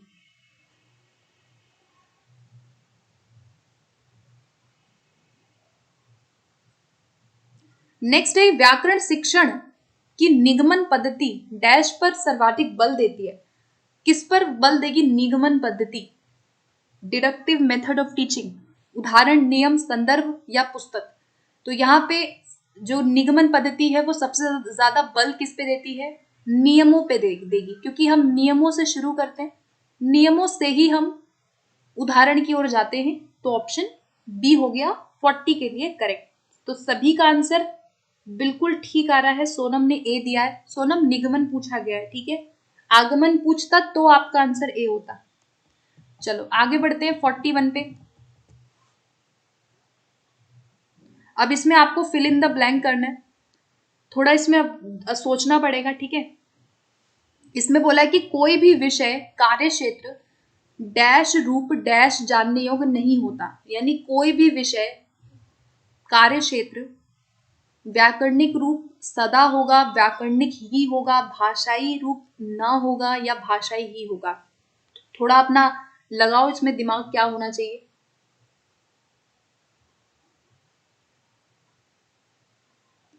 तो इसका जो है काफी अलग ही ट्रांसलेशन कर रखी है हिंदी में। इसका करेक्ट आंसर जो होगा वो क्या बनेगा 41 का, कि कोई भी जो विषय है, कोई भी विषय की जब हम बात करते हैं तो उसको भाषाई रूप, उसका जो भी भाषाई रूप है वो रूप ही जानने योग्य नहीं होगा। यहाँ पे ऑप्शन बी होगा, कोई भी विषय कार्य क्षेत्र भाषाई रूप न जानने योग्य नहीं होता। अब देखो गाइस, इसमें ना मैं सच बता रही हूँ, मुझे इसका इंग्लिश बिल्कुल भी नहीं पता। मुझे पता होता मैं इसकी इंग्लिश बताती, लेकिन मुझे इसकी इंग्लिश नहीं पता, तो थोड़ा सा मेरे लिए भी ये क्वेश्चन जो है ना बहुत कंफ्यूजिंग वाला है। ठीक है, मेरे को इसकी इंग्लिश पता चलेगी, मैं आप लोगों को जरूर बताऊंगी, बट आई डोंट नो इसका आंसर किस बेसिस पे है, क्या इंग्लिश में इसको क्या बोलेंगे, है ना। मे बी इंग्लिश पता होती तो हमें ज्यादा इजी रहता है इसको समझने में, बट सीरियसली मुझे नहीं समझ आ रहा है क्वेश्चन। ठीक है चलो आगे बढ़ते हैं। भाषा ही तो समझ आ रहा है, लिंग्विस्टिक की बात हो रही है, लेकिन न क्यों बोला इन्होंने ये नहीं पता मुझे। आगे बढ़ते हैं 42 पे आते हैं। उच्च प्राथमिक स्तर पर प्रश्न पत्र में ऐसे प्रश्नों को महत्व देना चाहिए। किस तरह के प्रश्नों को महत्व हमें देना चाहिए, जिनके उत्तर कठिन हो या स्व अभिव्यक्ति हो, एक ही पंक्ति में समाप्त हो जाए, या जिनमें नैतिक मूल्यों की गुंजाइश हो। तो इजी क्वेश्चन, ऑप्शन बी के साथ जाएंगे। ऐसे प्रश्न पत्रों को महत्व देंगे जिसमें स्व अभिव्यक्ति के अवसर उनको मिले। तो 42 के लिए answer will be option B. 43 पे आते हैं।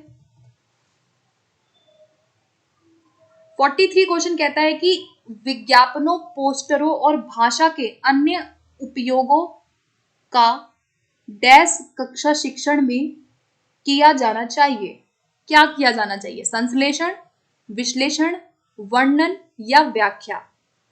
यानी जो भी विज्ञापन है, पोस्टर है, या जो भी भाषा के उपयोग है, उसका कक्षा के शिक्षण में संश्लेषण करना चाहिए, विश्लेषण करना चाहिए, वर्णन करना चाहिए, या उसकी व्याख्या की जानी चाहिए। तो इस क्वेश्चन का आंसर जो बनेगा, संश्लेषण की बात यहाँ नहीं हो रही है।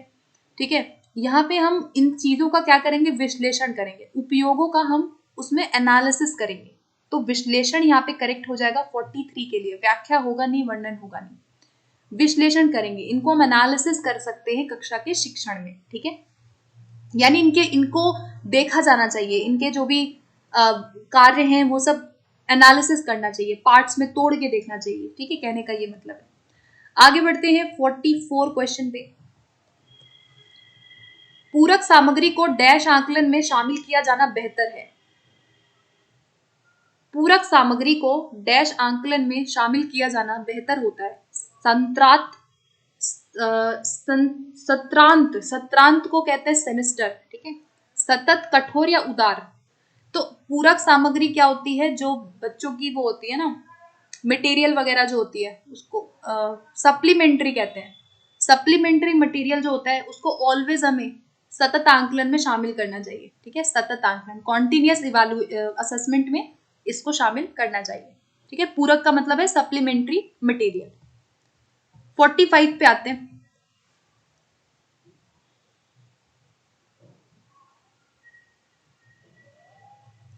पहली भाषा की जानकारी बच्चे को दूसरी भाषा के रूप में हिंदी पढ़ने में क्या करेगी? तो ये तो आसान है। हमेशा पहली भाषा की जो जानकारी होती है वो हमेशा दूसरी भाषा को पढ़ने में ऑलवेज मदद करती है, ठीक है। तो आंसर क्या बनेगा? ऑप्शन ए बनेगा, मदद करेगी। हमेशा पहली भाषा जो है उसकी जो जानकारी है वो दूसरी भाषा को के रूप में हिंदी पढ़ने में उसको मदद करेगी, ठीक है। चलो आगे बढ़ते हैं अब हम 46 पे, नेक्स्ट सेट के तरफ।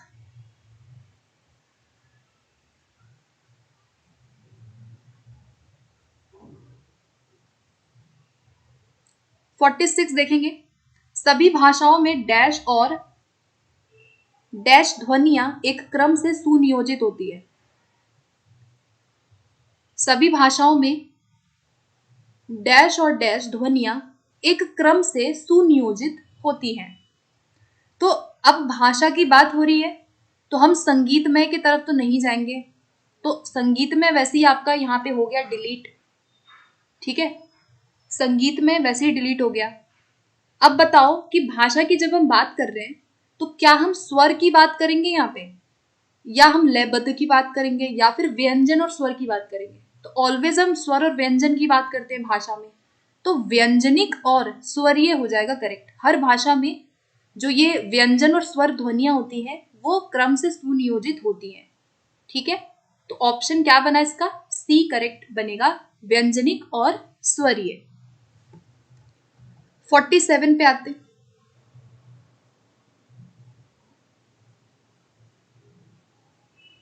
इसको देखो जरा।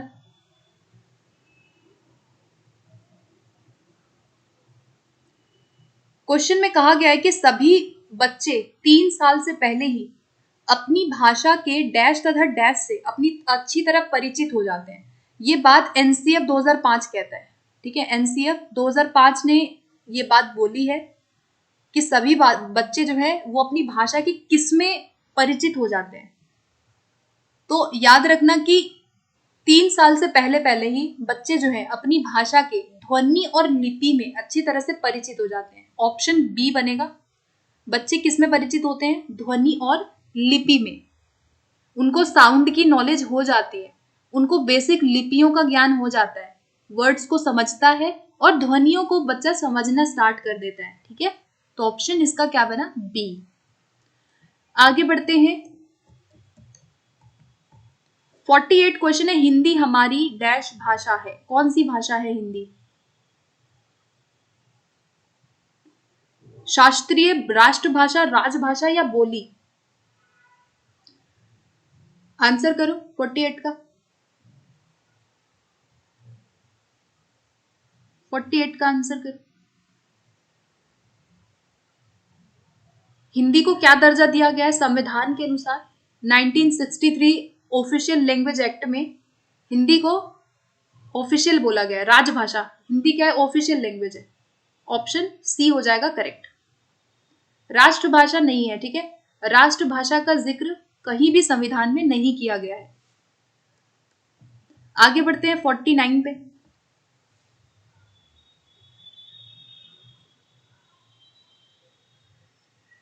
फोर्टी नाइन है कि पहली कक्षा की अनीता चित्रात्मक किताब के चित्रों को गौर से देखती है और अपने दोस्तों से उसके बारे में बातचीत करती है। तो अनीता जो है यहाँ पे क्या कर रही है, तो फटाफट देख लो। सबसे यहाँ पे एक वर्ड आया है, सबसे ही इंपॉर्टेंट वर्ड, अर्थ के साथ पढ़ रही है ना। ऑप्शन क्या हो जाएगा 49 के लिए? बी हो जाएगा। आगे बढ़ते हैं, इसमें आई थिंक किसी को कोई कंफ्यूजन होगी नहीं। चित्रात्मक किताब को देख रही है, बातचीत कर रही है, यानी अर्थ को बना रही है, अर्थ के साथ पढ़ रही है। आगे बढ़ते हैं क्वेश्चन 50 पे।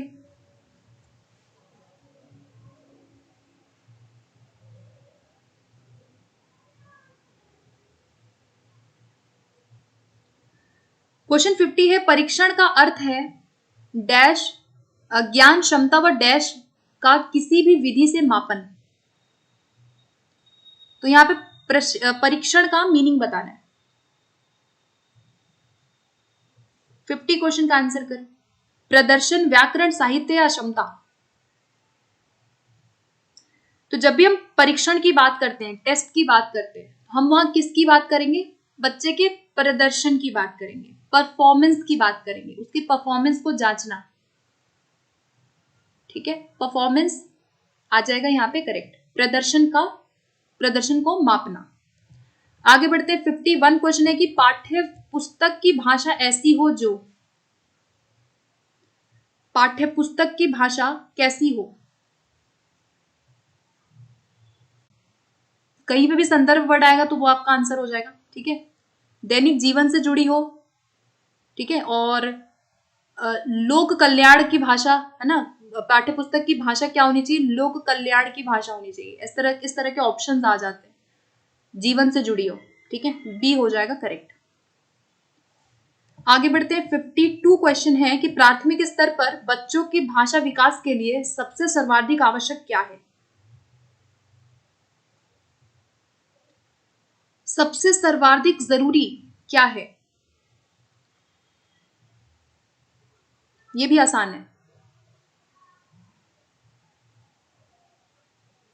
तो यहां पे सबसे जरूरी क्या है कि जब भी आप भाषा प्रयोग के क्या दे रहे हैं? सार्थक उनको अवसर दे रहे हैं। आंसर हो गया सी। ठीक है, चलिए आगे बढ़ते हैं 53 पे।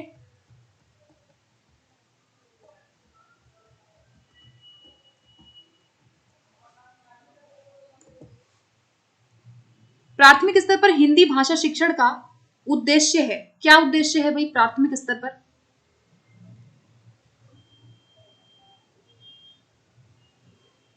आंसर करो।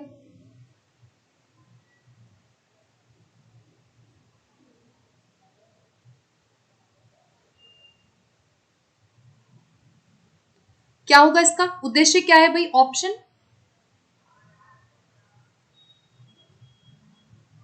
ए हो जाएगा इसका। ठीक है, कितने लोग ए कर रहे हैं? 53 का क्या होगा? ए होगा। अपनी बात को कहने की उत्सुकता का विकास करना। आसान था। आगे बढ़ते 54 पे आ जाओ। हिंदी भाषा की कक्षा का एक अनिवार्य सत्य है। हिंदी भाषा की कक्षा का एक अनिवार्य सत्य क्या है?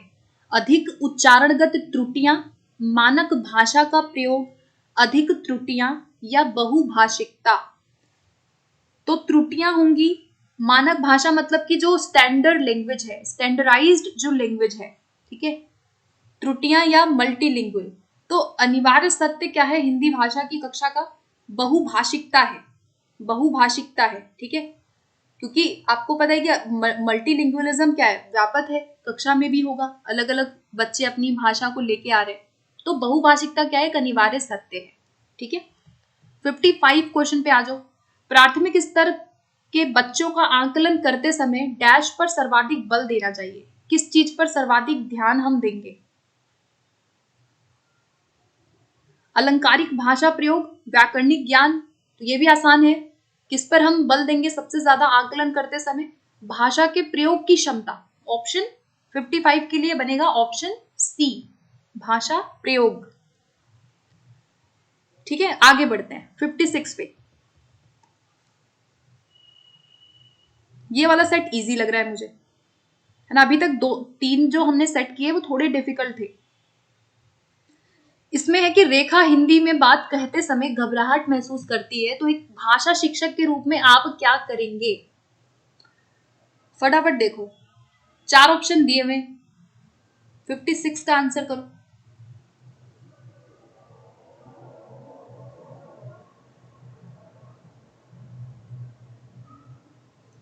बी आंसर आ रहा है, बहुत बढ़िया। क्या होगा, उसे अपनी भाषा में बात करने के लिए कहेंगे, उसको फ्रीडम देंगे, है ना। तो सबसे बेस्ट ऑप्शन है ऑप्शन बी। 57 पे आते हैं।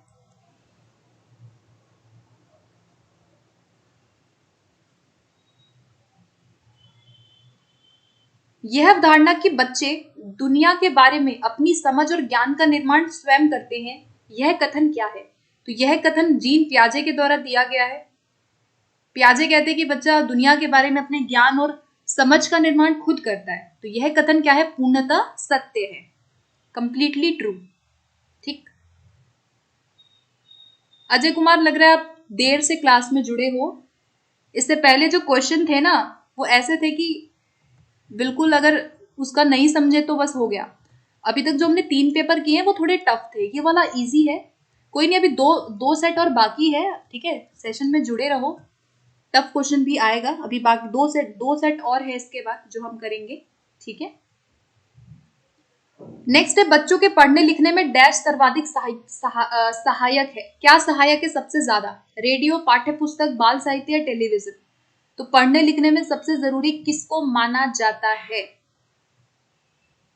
सबसे बेस्ट ऑप्शन क्या है यहाँ पे? तो सबसे बेस्ट यहाँ पे होगा उनका बाल साहित्य, ठीक है। बाल साहित्य सबसे जरूरी है, पाठ्य पुस्तक नहीं होगा यहाँ पे, बाल साहित्य सबसे जरूरी है। जो बच्चे की छोटी छोटी वो बुक्स होती है ना, जो जैसे चंपक वगैरह हो गई, जहां पे बच्चा रीडिंग के लिए उसको पढ़ रहा होता है, वो सबसे जरूरी है, ठीक है। 59 क्वेश्चन पे आते हैं। 59 है, बच्चों में हकलानी की समस्या होती है तो इसका एक संभावित कारण क्या है? एक मिनट। हकलाने की समस्या है तो संभावित कारण क्या है? क्या होगा इसका? अगर वो हकला रहे हैं, रुक रुक के बोल रहे हैं, कहीं ना कहीं स्टैमरिंग है, तो उनको आत्मविश्वास का अभाव हो सकता है, ठीक है। सबसे वैलिड कारण है कि उनको हो सकता है कि कॉन्फिडेंस ना हो, ठीक। चलो, लास्ट क्वेश्चन है ये, क्वेश्चन 60। उसके बाद हम नेक्स्ट सेट की ओर बढ़ेंगे। भाषा शिक्षण का अनिवार्य गुण क्या है? भाषा शिक्षण का अनिवार्य गुण क्या है? नियमितता, समय की पाबंदी, शिक्षण शास्त्रीय समझ या मित्रवत रहना? तो लैंग्वेज टीचिंग का सबसे एक जो अनिवार्य गुण होगा वो क्या होगा? किसी भी पेडागोजिकल जो समझ है, शिक्षण शास्त्र समझ जो है, वो सबसे जरूरी है। शिक्षण शास्त्रीय समझ, ठीक है। पेडागोजिकल अवेयरनेस होनी चाहिए, समझ होनी चाहिए कि कैसे पढ़ाना है, ठीक है, वो जरूरी है। चलो, अब हम बढ़ते हैं अपने अगले सेट की तरफ, 61 क्वेश्चन से। चलो 61 क्वेश्चन पे आ जाओ। भाषा डैश है, भाषा क्या है? पहला क्वेश्चन, 61 क्वेश्चन है। संरचनाओं की व्यवस्था है भाषा, संप्रेक्षण की व्यवस्था है, नियम संचालित व्यवस्था है या वैज्ञानिक व्यवस्था है? 4 ऑप्शन दिए, फटाफट आंसर कर दो 61 का। इंपॉर्टेंट क्वेश्चन कहूंगी इसको मैं। लैंग्वेज क्या है? आंसर बी आ रहा है इस क्वेश्चन के लिए। अच्छा, संप्रेक्षण की व्यवस्था आ रहा है अभी तक। कंफर्म है सब लोग? बी होगा? थोड़ा हिंदी इंग्लिश करके देखो। इंग्लिश आपको इंग्लिश करनी पड़ेगी क्योंकि मैक्सिमम आंसर रॉन्ग है। इंग्लिश में अगर यही क्वेश्चन आया होता तो यहां पे होता rule govern system. Language is a rule govern system, English में याद रखना, रूल गवर्न सिस्टम करके आ जाएगा, ठीक है। यहां पे ये वाला भी ठीक हो सकता है, ए वाला भी बिल्कुल ठीक है, संरचनाओं की व्यवस्था, लेकिन ज्यादा बेस्ट है यहाँ पे रूल गवर्न, नियम संचालित व्यवस्था है भाषा, नियमों से बंधी हुई व्यवस्था है, ठीक है। तो ऑप्शन सी होगा सबसे वैलिड आंसर। इसका क्या होगा? कोई भी इसमें देखो, कोई भी गलत नहीं है, गलत मैं नहीं कहूंगी कि बाकी ऑप्शन रॉन्ग है, लेकिन बेस्ट बताना था तो सी होगा, ठीक है। आगे बढ़ते हैं 62 पे।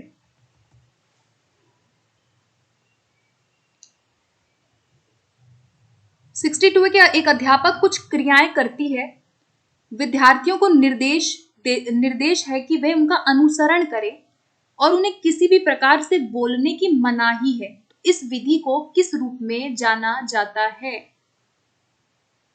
हामिद रेजा, जो बी लास्ट वाले क्वेश्चन आप पूछ रहे हो ना, उसमें बी नहीं होगा, क्योंकि देखो भाषा को हम संप्रेषण के लिए उपयोग तो करते हैं, लेकिन उस क्वेश्चन में आपसे लैंग्वेज क्या है ये पूछा गया था।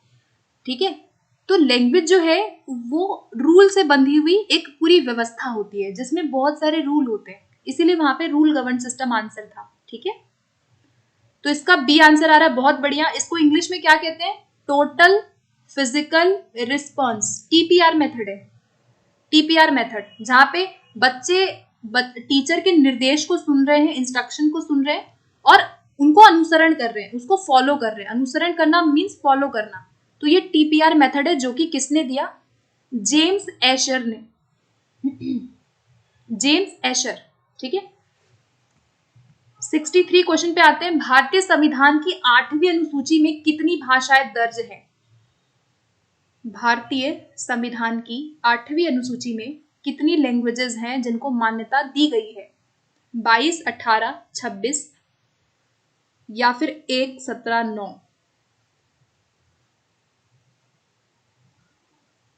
तो भारतीय संविधान की 8वीं अनुसूची के भाग 17 में यह बात कही गई है। भाग कौन सा है? 17 में यह कहा गया कितनी भाषाएं बोली गई हैं? 22 भाषाओं को मान्यता दी गई है। 63 के लिए ऑप्शन ए होगा 22 भाषाएं, जिसमें से 4 भाषाओं को बाद में जोड़ा गया। ठीक है, डोगरी, संथाली और बोडो, एक और है। 4 भाषाएं थे, 4 भाषाओं को बाद में जोड़ा गया है।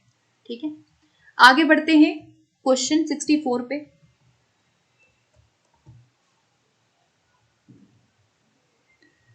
अच्छा, एक क्वेश्चन है कि यहाँ पे दिया हुआ है कि एक कक्ष में विभिन्न साधनों जैसे दीवार पर कक्षा पुस्तकालय श्रवण दृश्य के द्वारा शिक्षार्थियों को भाषा पर ध्यान देने के अवसर दिए जाते हैं, तो इसे क्या कहना चाहिए? फटाफट बताओ। दीवार पर कक्षा पुस्तकालय श्रव्य दृश्य के द्वारा अगर भाषा पर ध्यान देने के लिए कहा जा रहा है, तो ये भाषा अर्जन है, भाषा अवबोधन है, निवेश समृद्ध परिवेश है, या इंद्रियों द्वारा भाषा का अभ्यास है? फटाफट करो आंसर। 64 कर रहे हैं आई थिंक हम लोग क्वेश्चन ना। सी आंसर आ रहा है, बहुत बढ़िया। इसको क्या कहते हैं इंग्लिश में? Input rich environment. Input rich environment है ये। ठीक है, निवेश समृद्ध परिवेश। ठीक है, चलो, thank you so much Nisha, it means a lot, thank you. चलो 65 पे आ जाओ।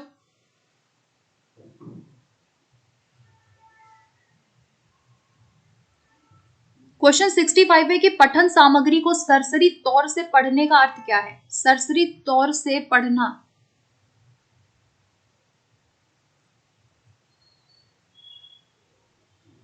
फटाफट बताओ।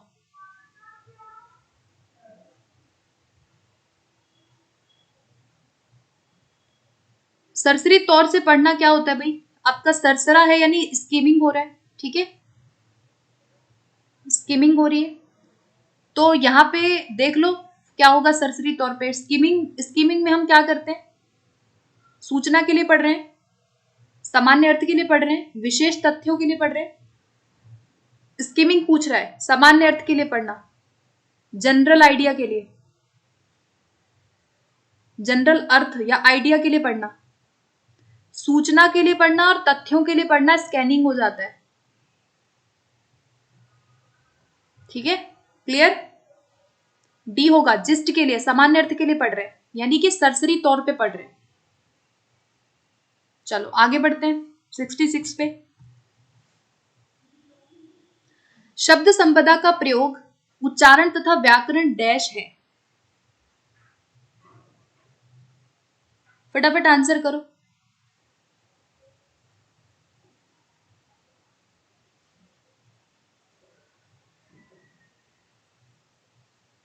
शब्द संपदा का प्रयोग होना मतलब देखो, इंग्लिश में कहेंगे वोकैबलरी, वोकैब, प्रोनाउंसिएशन और ग्रामर। ठीक है, वोकैबलरी, प्रोनाउंसिएशन और ग्रामर, तीनों चीजें क्या है? अब काफी लोग इसको रॉन्ग कर रहे हैं। देखो यहाँ पे मैं ना इसका थोड़ा इंग्लिश बता देती हूँ। यहाँ पे अर्थ उन्मुखी को कहते हैं मीनिंग बेस्ड, जो अर्थ के आधार पर हो वो अर्थ उन्मुखी होता है। जो रूप रूप का मतलब होता है फॉर्म, फॉर्म बेस्ड आपने पढ़ा होगा इंग्लिश में, फॉर्म बेस्ड, ठीक है। अनौपचारिक होगा नहीं, यहाँ पे इनफॉर्मल की बात हो नहीं रही है। और भाषा मूलक यानी कि लिंग्विस्ट, लिंग्विस्टिक होता है भाषा मूलक। अब बताओ कि वोकैबुलरी, प्रोनाउंसिएशन और ग्रामर किससे संबंधित है? अगर मैं इंग्लिश में पूछूं तो इसका क्या बताओगे? मीनिंग बताओगे, मीनिंग बेस्ड यहाँ पे इनपुट है, या ये फॉर्म बेस्ड इनपुट है? ज्यादा बेटर क्या लग रहा है? अब बी, ठीक है, रूप उन्मुखी। अब देखो हिंदी में ऐसी ट्रांसलेशन, गजब ट्रांसलेशन इन्होंने किया है, फॉर्म को इन्होंने रूप बोला है, ठीक है, तो ये रूप होगा, इसका आंसर बी होगा, ठीक है।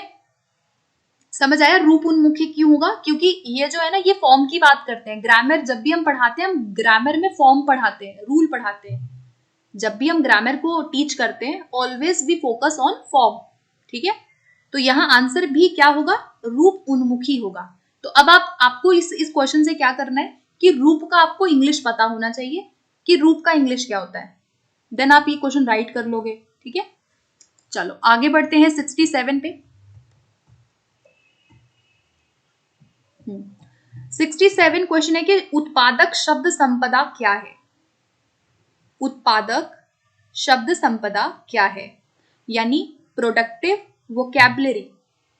उत्पादक का मतलब होता है प्रोडक्टिव वोकैबुलरी। पूनम आप मुझे टेलीग्राम पे मैसेज करो, या फिर इस सेशन के बाद ना आप मुझे टेलीग्राम पे कर सकते हो, आप मुझे इंस्टाग्राम पे भी कर सकते हो मैसेज, जो भी आप यूज करते हो, ठीक है। लिंक आपको डिस्क्रिप्शन बॉक्स में मिल जाएगा, वहां पे आप मुझे मैसेज करो। चलो आंसर ए आ रहा है, बिल्कुल ठीक है। वे शब्द जिन्हें हम पढ़ते या स्पीकिंग में यूज करते हैं, राइटिंग एंड स्पीकिंग में यूज किए जाने वाले वर्ड्स क्या होते हैं? उत्पादक होते हैं, ठीक है, क्लियर। राइटिंग एंड स्पीकिंग दोनों आ जाता है, पढ़ना और सुनना, बोलना, ठीक है, वाचन मतलब बोलना।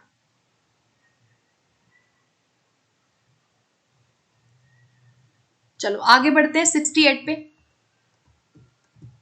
कार्यविधिक ज्ञान शिक्षार्थियों की किसमें सहायता करता है? कार्यविधिक ज्ञान शिक्षार्थियों की सहायता किसमें करेगा? कार्यविधिक ज्ञान का मतलब कौन सा नॉलेज पूछ रहा है? कार्यविधिक, भाषा के बारे में ज्ञान सीखना, सर्वप्रथम रूप से सीखना और बाद में प्रयोग करना, संप्रेक्षण में व्याकरण के नियमों को लागू करना, क्या होगा?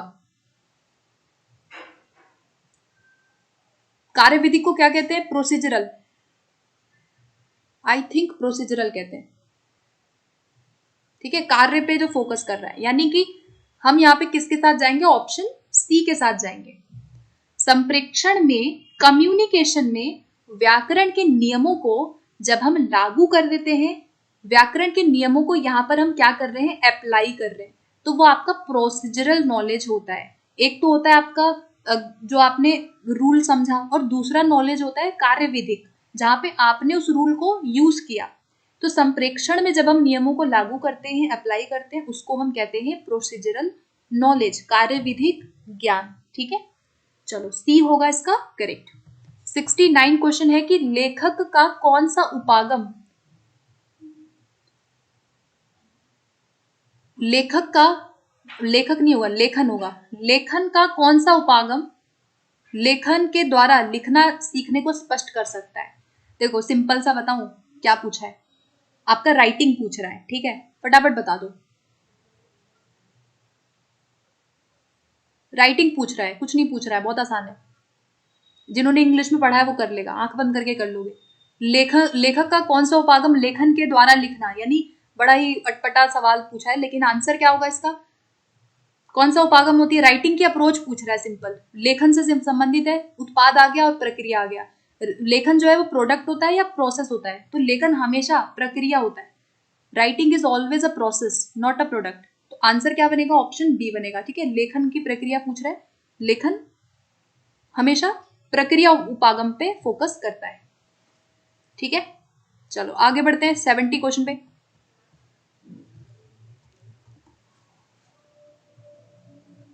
अब देखो 70 क्वेश्चन है कि निम्नलिखित में से कौन सा एक्स्ट्रापोलेटिव लेखन है? अब देखो वर्ड आया एक्स्ट्रापोलेटिव। अब ये वर्ड देखो और बता दो कि क्या होगा। आसान क्वेश्चन है ये, 4 ऑप्शन दिए हुए हैं। एक्स्ट्रापोलेटिव लेखन कौन सा लेखन है इसमें से? 4 ऑप्शन है।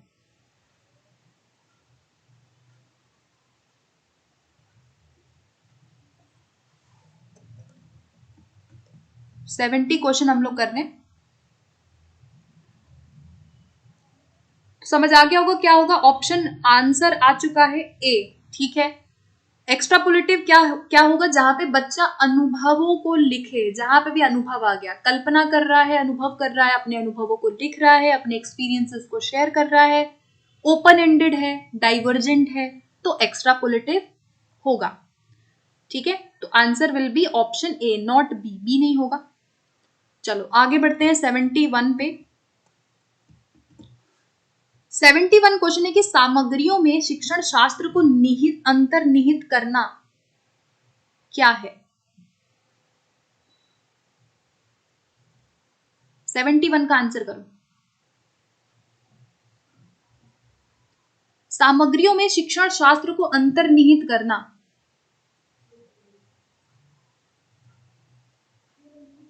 विशाल कुमार, दोनों पेपर को मिक्स किया है आज, 2 भी है 1 भी है, एंड कोई फर्क नहीं पड़ता आप पेपर 1 कर रहे हो पेपर 2 कर रहे हो, बिकॉज आपका पेडागोजी सेम आएगा, ठीक है।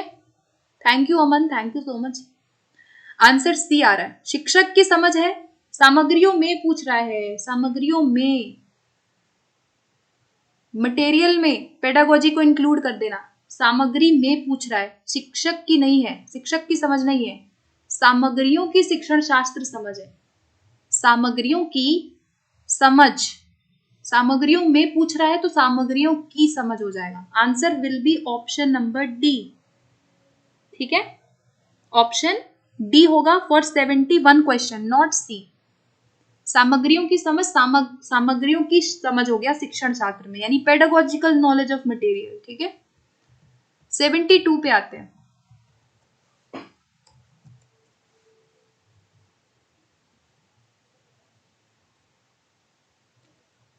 अब इसमें जरा कीवर्ड है, कीवर्ड को पकड़ो और आंसर कर दो। कीवर्ड को पकड़ो और कर दो आंसर। एक गतिविधि है, टीचर ने गतिविधि आयोजन की। गतिविधि क्या है कि कक्षा को उसने समूह में बांटा, समूह में बातचीत, समूह में बातचीत हो रही है, ठीक है। कीवर्ड क्या है? ग्रुप में, ग्रुप में बातचीत हो रही है, दिन प्रतिदिन के विषय दे रही है टीचर, बातचीत हो रही है यहाँ पे, तो क्या होगा? सीधा क्या होगा? आंख बंद करके, ये विमर्श और ये होगा नहीं। देखो एक बात ध्यान रखना, जहां पे भी आपका ऑप्शन में BICS और CALP आएगा ना, वहां पे बाकी ऑप्शन भूल जाना, क्योंकि जहां पे भी ये ऑप्शन में आ गया ना और इस तरह का क्वेश्चन है, आंसर इन दोनों में से कोई एक होगा। तो आंसर क्या है यहाँ पे? BICS है, basic interpersonal communication skills, communicative skills, ठीक है। सो आंसर ए बना। किसने दिया है ये? जिम क्यूमिंस, जिम क्यूमिंस ने ये दोनों कंसेप्ट दिया है, ठीक। ऑप्शन ए होगा करेक्ट।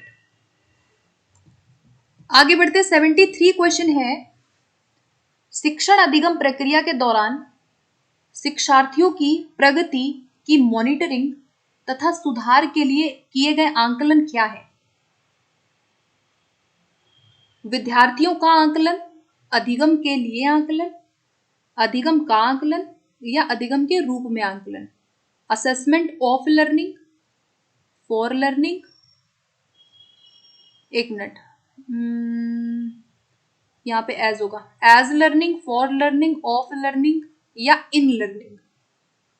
तो 73 के लिए करेक्ट क्या होगा भाई? प्रगति की बात हो रही है, मॉनिटर करना, सुधार करना, फॉर लर्निंग के अंदर आएगा। ऑप्शन बी होगा इसका करेक्ट, ऑप्शन बी होगा, ठीक है।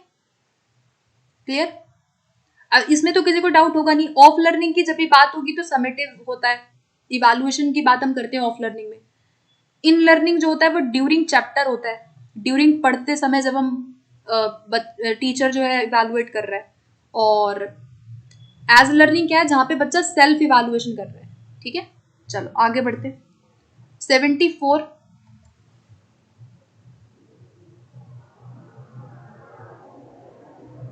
क्वेश्चन 74 है कि भारतीय शिक्षा नीति 2020 शास्त्रीय भाषा के अध्ययन को डैश के रूप में अनुमोदित करती है। शास्त्रीय भाषा का अध्ययन किस रूप में अनुमोदित किया गया है इन एनईपी 2020 पॉलिसी?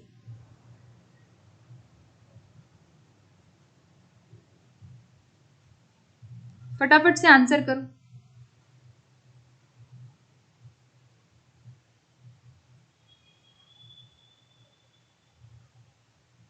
तो सी आंसर आ रहा है अतिरिक्त, ओके। ए आंसर आ रहा है त्रिभाषा सूत्र में भाषा। तो देखो कौन सी भाषा की बात हो रही है, शास्त्रीय भाषा यानी क्लासिकल लैंग्वेज। तो क्लासिकल लैंग्वेज को अतिरिक्त विकल्प के रूप में बोला गया है। Option C will be right. अतिरिक्त विकल्प बोला गया है शास्त्रीय को, अनिवार्य मदर टंग को बोला गया है। ठीक है, ऑप्शन क्या होगा इसका? सी होगा, अतिरिक्त विकल्प के रूप में शास्त्रीय भाषाओं को बोला गया है। ठीक है, चलो 75 पे आते हैं।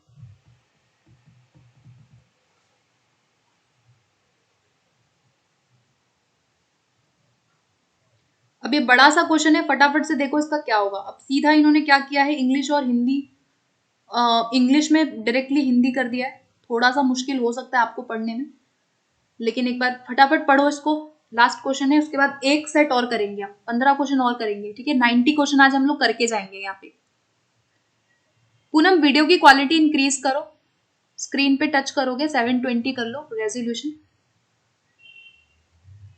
चलो इसमें देखो क्या है कि शिक्षिका अपनी कक्षा को समूह में बनाती है, उन्हें 18 वाक्यों वाली एक कहानी देती है। फिर यहाँ पे वो क्या करवा रही है भाई, पढ़कर सुन रहे बच्चे, मैं फटाफट से इसको पढ़ रही हूँ। ठीक है, इसमें श्रवण वाचन पठन लेखन सम्मिलित है, यानी वो श्रवण वाचन पठन लेखन सब करवा रही है। कौन सा श्रुत लेख है? पारस्परिक है, समूह श्रुत लेख है, वाक्य श्रुत लेख है या अनुच्छेद है? तो वाक्य खाली है, जोड़ों में करवा रही है, बच्चों से करवा रही है। ठीक है, अब देखो ये एक लाइन आई है ना, इस लाइन में आपका आंसर है। इस लाइन में आंसर दिया हुआ है कि बच्चे जोड़े में एक दूसरे को वाक्यों को पढ़कर सुनाना है और कहानी को पूरा करना है। बच्चे जोड़ों में एक दूसरे को कहानी को पढ़ के सुना रहे हैं और वो फिर उस कहानी को पूरा कर रहे हैं, यानी कि जो भी ग्रुप है वो आपस में एक दूसरे को सुना रहे हैं। इसको कहते हैं पारस्परिक श्रुत लेख। तो जितने लोग इसका कर रहे हैं ए, उन लोगों का आंसर है करेक्ट। समझ आया क्वेश्चन? पारस्परिक श्रुतलेख को इंग्लिश में कहते हैं रेसिप्रोकल। सेम क्वेश्चन आपका आया हुआ है इंग्लिश में, रेसिप्रोकल डिक्टेशन हो जाएगा, ग्रुप डिक्टेशन नहीं है। ठीक है, वाक्य भी नहीं है, ना ही अनुच्छेद है। रेसिप्रोकल मतलब ये ना एक दूसरे को बता रहे हैं, पारस्परिक है। ठीक है, यहीं से आंसर होगा। तो ए आंसर वालों का बिल्कुल करेक्ट है, रेसिप्रोकल। हाँ बिल्कुल, रेसिप्रोकल टीचिंग जैसे होता है वैसे ही रेसिप्रोकल डिक्टेशन है। ठीक है, जहाँ पे वो कोई एक टेक्स्ट पढ़ के सुना रहे हैं, एक दूसरे की मदद कर रहे हैं। ठीक है, चलो अब हम चलते हैं अगले लास्ट 15 क्वेश्चन और देखते हैं फटाफट से। 76 से स्टार्ट करते हैं, अब हम लास्ट पेपर है हमारा। चलिए 76 देखो, उत्पादक शब्दावली क्या है? उत्पादक शब्दावली यानी प्रोडक्टिव वोकैबुलरी। एक होती है रिसेप्टिव, एक होती है प्रोडक्टिव। तो प्रोडक्टिव वोकैबुलरी पूछा गया है, फटाफट बताओ क्या होगा।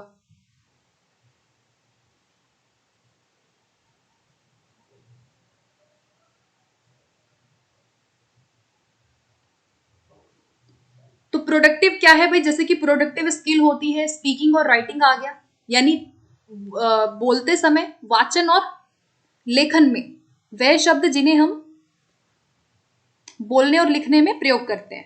तो ऑप्शन डी 76 क्वेश्चन के लिए होगा बिल्कुल सही, बहुत बढ़िया। ए आंसर नहीं होगा। सुनना और पढ़ना जो है वो ग्रहणशील है।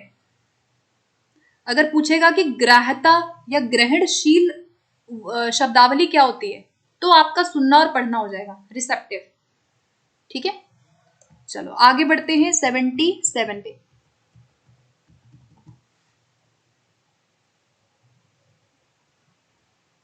भारत की विद्यालय शिक्षा में भाषा नीति को किस नाम से जाना जाता है? भाषा नीति को किस नाम से जाना जाता है? कार्यलीन भाषा नीति, कार्यलीन भाषा नीति होगा, बहुभाषी, मातृभाषा आधारित या त्रिभाषा?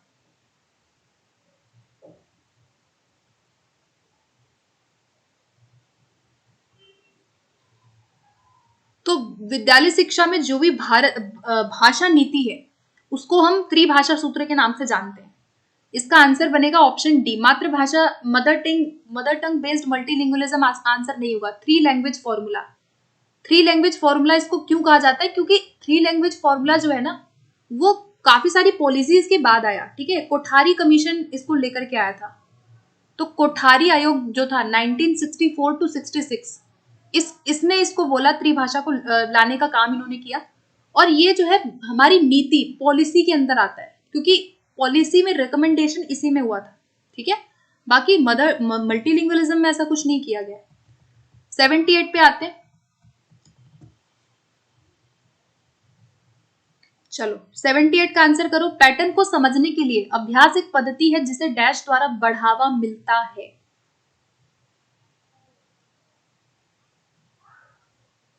डैश द्वारा बढ़ावा मिलता है। पैटर्न को समझना अभ्यास एक पद्धति है जिसे डैश द्वारा बढ़ावा मिलता है। तो संप्रेक्षणीय भाषा शिक्षण है, कम्युनिकेटिव लैंग्वेज टीचिंग, श्रव्य भाषावाद है, ऑडियो लिंग्विलिज्म, पूर्व शारीरिक प्रतिक्रिया है यानी फिजिकल आपका पीपीआर हो गया, या फिर कंस्ट्रक्टिविज्म है। तो बात को समझना, यहाँ पे क्वेश्चन में पूछा क्या गया है वो जरूरी है। क्वेश्चन में क्या पूछा गया है ये मैटर करता है। आंसर डी, सी और अमन का आंसर ए आया है। मनोज दास ए कर रहे हैं, बाकी नीतीश ए कर रहे हैं। ओके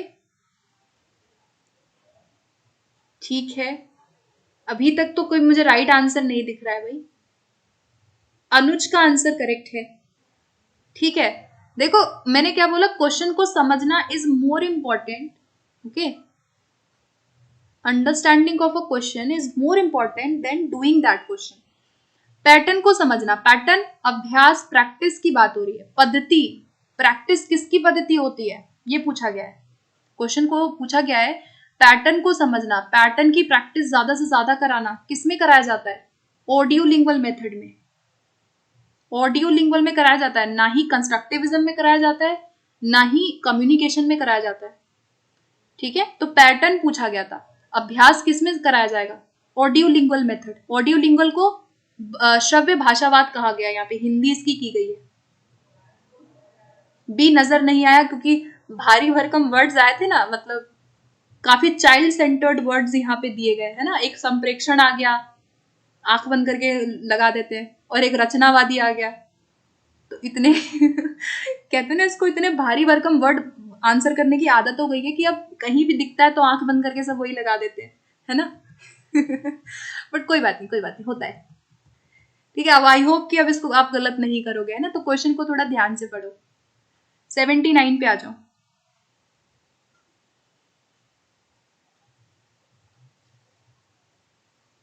वेलकम सोनी तोमर, आपका बहुत बहुत स्वागत है क्लास में। वेलकम टू यू ऑल, जितने भी लोग, those who are watching me, who are listening me for the very first time, so I welcome you all and do not forget to subscribe, okay. I hope मुझे कहने की जरूरत ना हो। चलो नेक्स्ट क्वेश्चन है सहारा देना, स्कैफ फोल्डिंग पूछ रहा है। सहारा देना मतलब स्कैफ फोल्डिंग। स्कैफ फोल्डिंग के बारे में फटाफट से बताओ कौन सा सही है। सहारा देना मतलब स्कैफ फोल्डिंग। तो देख लो चार में से क्या सही लग रहा है इसमें। तो पहला ही करेक्ट है ना। बी क्यों कर रहे हो भाई? ऑप्शन ए होगा, ठीक है। स्कैफ फोल्डिंग बोल रहा है कि सहारा देने से संबंधित जो हाइपोथेसिस है उसका मानना ये है कि सामाजिक अंतःक्रिया अधिगम के लिए ये तरीके प्रदान करती है ना, एक हमें तरीका देती है जहां पे हम बच्चों को हेल्प करते, तो वो स्कैफ फोल्डिंग हो गया। क्लियर? सो ऑप्शन ए होगा, सहारा देना मतलब स्कैफ फोल्डिंग पूछा गया है आपसे। तो स्कैफ फोल्डिंग जहां है वहां पे देख लो सामाजिक अधिगम कहाँ दिया हुआ है और ZPD कहाँ दिया हुआ है, वहीं लगा दो, ठीक है। चलो आगे बढ़ते हैं 80 क्वेश्चन पे। क्वेश्चन 80 कहता है, क्या कहता है भाई कि एक शिक्षिका शिक्षार्थियों, एक मिनट, एक शिक्षिका शिक्षार्थियों द्वारा उनके बोलने एवं लेखन में की गई सभी सामान्य त्रुटियों को संकलित करनी है। टीचर ने क्या किया, त्रुटियों को एकत्रित किया, संकलित किया, और वह अपनी कक्षा में किसी भी शिक्षार्थी का नाम लिए बिना उन त्रुटियों पर चर्चा करती है। तो वह क्या करती है, कौन सी गतिविधि यहाँ टीचर क्या कर रही है? रेमिडियल टीचिंग कर रही है, आंकलन के बाद की गतिविधि कर रही है, त्रुटियों का विश्लेषण कर रही है, या वो प्रतिपुष्टि दे रही है? कौन सी एक्टिविटी है? फटाफट आंसर करो क्वेश्चन नंबर 80 के लिए। स्वागत है हिमांश शर्मा आपका, वेलकम। तो 80 क्वेश्चन का आंसर आया है बी। सी आंसर आ रहा है और ए भी आ रहा है, मिक्स आंसर्स आ रहे हैं। देखो यहाँ पे त्रुटियों को संकलित कर रही है और वो क्या कर रही है, नाम नहीं ले रही किसी का, लेकिन वो चर्चा कर रही है त्रुटियों पे, गलतियों पे चर्चा कर रही है। यानी जहां चर्चा आ गया वहां वो फीडबैक दे रही है। देखो रेमेडी, देखो मैं बताती हूँ क्यों नहीं होगा रेमेडी। रेमेडी इसलिए नहीं होगा क्योंकि कोई एक्टिविटी नहीं करवा रही है ना, कोई कोई ऐसा थोड़ी ना है कि वो उनको प्रैक्टिस करा रही है और उनको अलग से वो कुछ पढ़ा रही है, पुराना पढ़ा रही है, पढ़ा वढ़ा नहीं रही है, वो खाली चर्चा कर रही है। तो रेमेडियल टीचिंग में तो वो कुछ करवाएगी। आंकलन के बाद की कोई गतिविधि नहीं हो रही। त्रुटियों पर चर्चा करना कोई गतिविधि थोड़ी ना है, बच्चे भी पार्टिसिपेट नहीं कर रहे, तो गतिविधि आप वैसे ही हटा दो। विश्लेषण कर सकती है या प्रतिपुष्टि दे रही है? तो देखो विश्लेषण नहीं कर रही है, चर्चा करने का मतलब है कहीं ना कहीं बच्चों के नाम लिए बिना उनको वो सही कर रही है, उनको फीडबैक दे रही है कि अच्छा ये गलत था, वो गलत था। तो आंसर इसका, मेरे कहने का मतलब है आंसर डी बनेगा। ठीक है, बेस्ट आंसर क्या है, डी है, प्रतिपुष्टि देना, यानी बच्चों को फीडबैक वो दे रही है। ठीक है, इस तरह का क्वेश्चन आपका पूछ लेगा, इंग्लिश में सेम क्वेश्चन पूछ लेगा, हिंदी में सेम क्वेश्चन आपका आ जाएगा। चलो आगे बढ़ते हैं क्वेश्चन 81 पे।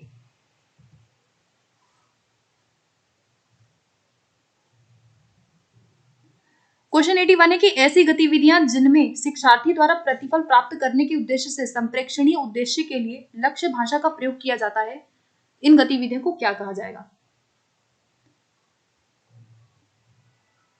ये क्वेश्चन भी थोड़ा सा आपका दिमाग घुमा सकता है, ठीक है, क्योंकि इतना बड़ा दे रखा है क्वेश्चन। पूछ रहा है कि जो भी हम प्रतिफल प्राप्त करने के लिए, रिजल्ट प्राप्त करने के लिए संप्रेक्षण के उद्देश्य से जो भी हम टारगेट लैंग्वेज का प्रयोग करते हैं, जो भी गतिविधियां होती हैं सीखने सिखाने में, उनको क्या कहा जाता है? गतिविधियों को क्या कहा जाता है, क्वेश्चन में ये पूछा गया है। ठीक है, इतना भारी भरकम क्वेश्चन दे दिया और पूछ रहा है गतिविधियां क्या होती है। तो गतिविधियों का मतलब है जोड़े बनाकर काम करना, समूह बनाकर काम करना, नियत कार्य देना या अभ्यास कराना।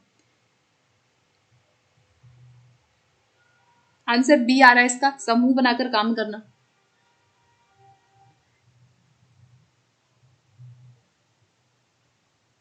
देखो यहाँ पे ना आंसर बनेगा सी। ठीक है, अब मुझे नहीं पता, इतनी अजीब सी हिंदी कर रखी है इन्होंने। नियत कार्य देना, नियत कार्य का मतलब यहाँ पे होता है टास्क, सिंपल इसको कहते हैं टास्क। तो गतिविधियों को टास्क ही कहा जाता है, आंसर हो गया सी।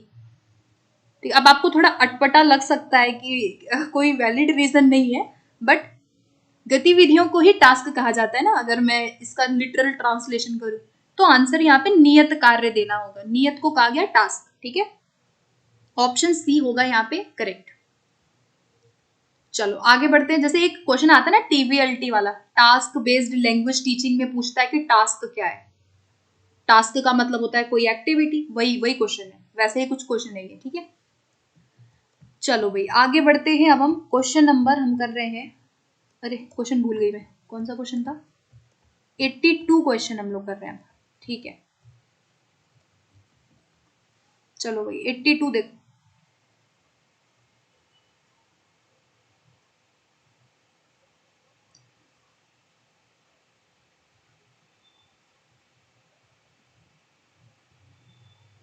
एट्टी टू है कि एक शिक्षिका शिक्षार्थियों को 4 समूह में बांटती है और उन्हें एक उदाहरण या कहानी पढ़ने और उसका सार लिखने के लिए कहती है। फिर बच्चे समूह में कार्य कर रहे होते हैं और जब आवश्यकता होती है तो वह उनकी मदद कर रही है। क्या कर रही है? मदद कर रही है। तो अब इसे हम क्या कह सकते हैं, बताओ? एमडी अनवर, मैं दिल्ली से हूँ। थैंक यू सो मच, आप नए हैं, अनसब्सक्राइब करना। Thank you so much for watching this session, okay, for joining. अब अपना अपना जो कमेंट है प्लीज उसको रिपीट मत करना, ठीक है, क्योंकि आप क्वेश्चन रिपीट करोगे फिर मुझे किसी का आंसर नहीं दिखेगा। तो try to understand. B answer आ रहा है इस क्वेश्चन के लिए। हाँ ठीक है भाई, क्या क्या गलती है इसमें, सी आंसर सी आंसर क्यों कर रहे हो? देखो मदद कर रही है वो उनकी, जब आवश्यकता है बच्चों को तब वो मदद कर रही है, यानी वो उनको स्कैप फोल्डिंग दे रही है, ढांचा, सहायता, पाड़, कुछ भी कह सकते हैं हिंदी में, स्कैप फोल्डिंग दे रही है। आंसर समझ आया? डी आंसर नहीं है, संप्रेक्षणात्मक भाषा शिक्षण नहीं हो रहा, सार लिखने के लिए कह रही है। और जब बच्चे काम कर रहे हैं, जब आवश्यकता है तो उनकी टीचर मदद कर रही है। क्या कर रही है? टीचर मदद कर रही है उनकी। यहाँ पे एक वर्ड आया है मदद करना, तो यहीं पे आपका आंसर है, आवश्यकता पड़ने पे मदद कर रही है, तो ये गतिविधि क्या है? स्कैप फोल्डिंग है। ऑप्शन बी होगा इस क्वेश्चन का करेक्ट। चलो 83 पे आते हैं।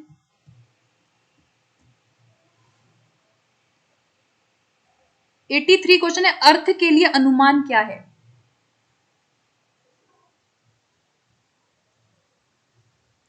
अर्थ के लिए अनुमान क्या है?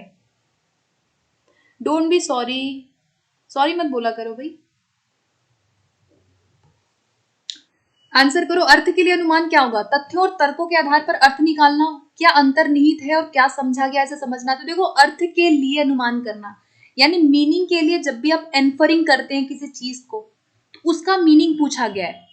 ध्यान से समझो क्वेश्चन में क्या कहा गया। अर्थ के लिए आप एनफर कर रहे हैं, किसी भी चीज का अनुमान लगाना पढ़ते समय, रीडिंग के समय हम ये ऐसा करते हैं, ठीक है। तो अब पढ़ते समय हम ज्यादा अच्छे से क्या देखेंगे? जब भी आप पढ़ोगे तो शब्दों के अर्थ को नहीं देखेंगे ना। सबसे जरूरी पढ़ने में क्या है? एनफर करने में सबसे जरूरी है कि आप इसके अंदर देखोगे कि क्या अंतर्निहित है, क्या आपने समझा, और उसको समझना है ना। मतलब ओवरऑल इसका मीनिंग आप समझने का प्रयास करते हैं, उसको हम कहते हैं अर्थ के लिए पढ़ना, ठीक है। तो ऑप्शन बी बना, सबसे बेस्ट ऑप्शन है इसमें बी। चलो आगे बढ़ते हैं अगले पे, 84 क्वेश्चन पे।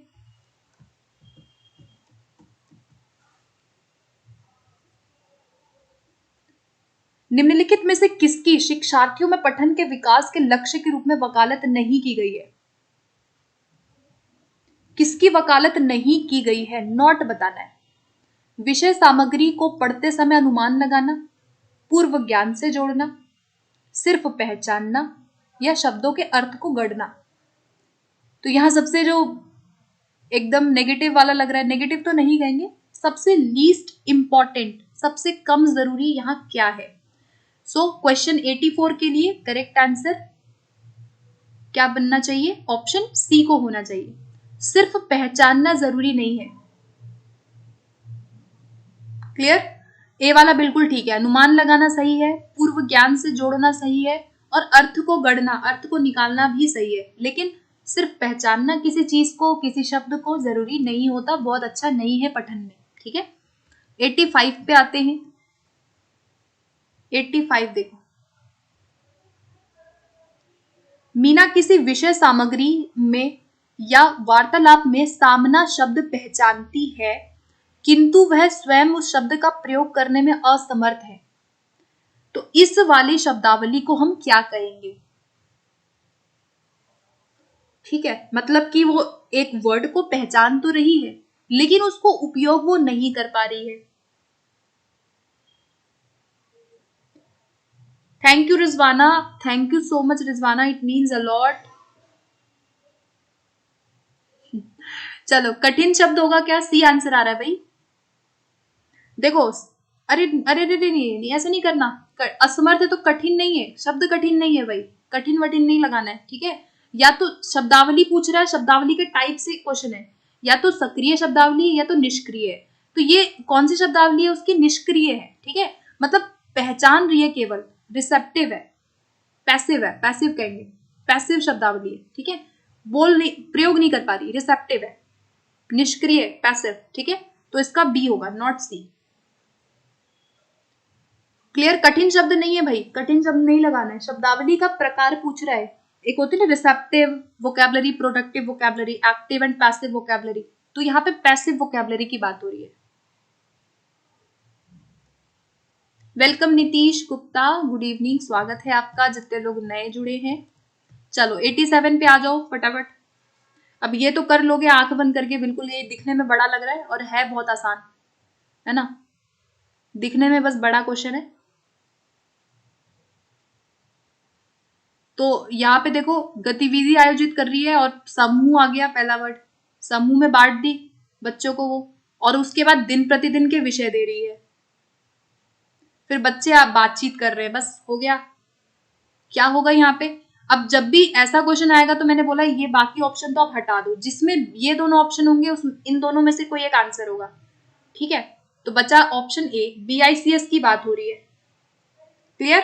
BICS basic interpersonal communicative skills, जहां पे भी बातचीत आ जाएगा, प्रतिदिन आ गया, समूह में वो बातचीत कर रहे हैं, अपना एक्सप्रेस कर रहे हैं, वहां पे आप सीधा BICS लगाओगे, ठीक है। चलो आगे बढ़ते हैं फिर 87 पे। 87 है कि शिक्षण अधिगम प्रक्रिया के दौरान शिक्षार्थियों की प्रगति की मॉनिटरिंग और सुधार के लिए किए गए आंकलन, कौन सा आंकलन होता है। ऐसा ही सेम क्वेश्चन अभी थोड़ी देर पहले किया है शायद, कि कोई भी प्रगति है, बच्चों की प्रोग्रेस का मॉनिटरिंग करना, सुधार के लिए जो आंकलन हम करते हैं, सुधार के लिए आंकलन, कौन सा आंकलन होता है, कांकलन के लिए का के रूप में, तो अब बता चुकी हूं मैं अभी, ठीक है, बता चुकी हूँ। मॉनिटर कर रहे हैं, सुधार कर रहे हैं, ध्यान दे रहे हैं कि वो कैसे सीख रहे हैं ना, तो ऑलवेज हम फॉर लर्निंग के साथ जाएंगे। और असेसमेंट क्या है, यहाँ पे फॉर लर्निंग हो रही है, जहाँ पे आप रेमिडियल टीचिंग कर रहे हो, गलतियों को सुधार रहे हो, डेली बेसिस पे प्रक्रिया पे ध्यान दे रहे हैं, मॉनिटर कर रहे हैं, फॉर लर्निंग हो गया, ठीक है। 88 पे आते हैं। क्वेश्चन 88 है कि राष्ट्रीय शिक्षा नीति में शास्त्रीय भाषा के अध्ययन को, अच्छा मुझे पता है क्या लग रहा है कि इस वाले पेपर में इन्होंने क्या किया है, पहले वाले पेपर के कुछ क्वेश्चन को ऐड कर दिया है, क्योंकि हम अभी शायद ये क्वेश्चन कर चुके हैं ना, ऐसे ही क्वेश्चन, सेम क्वेश्चन ऐड कर दिया लास्ट में इन्होंने, कोई बात नहीं। बताओ शास्त्रीय भाषा के अध्ययन को क्या बोला गया है, त्रिभाषा सूत्र के रूप में। अरे मैं रिपीट नहीं कर रही क्वेश्चन, ठीक है।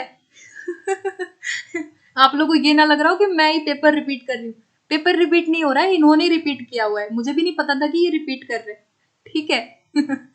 चलो शास्त्रीय भाषा पूछा गया है तो क्या होगा, अन्य क्या, अभी हमने क्या किया, अतिरिक्त भाषा, अतिरिक्त विकल्प, ठीक है, ऑप्शन सी होगा।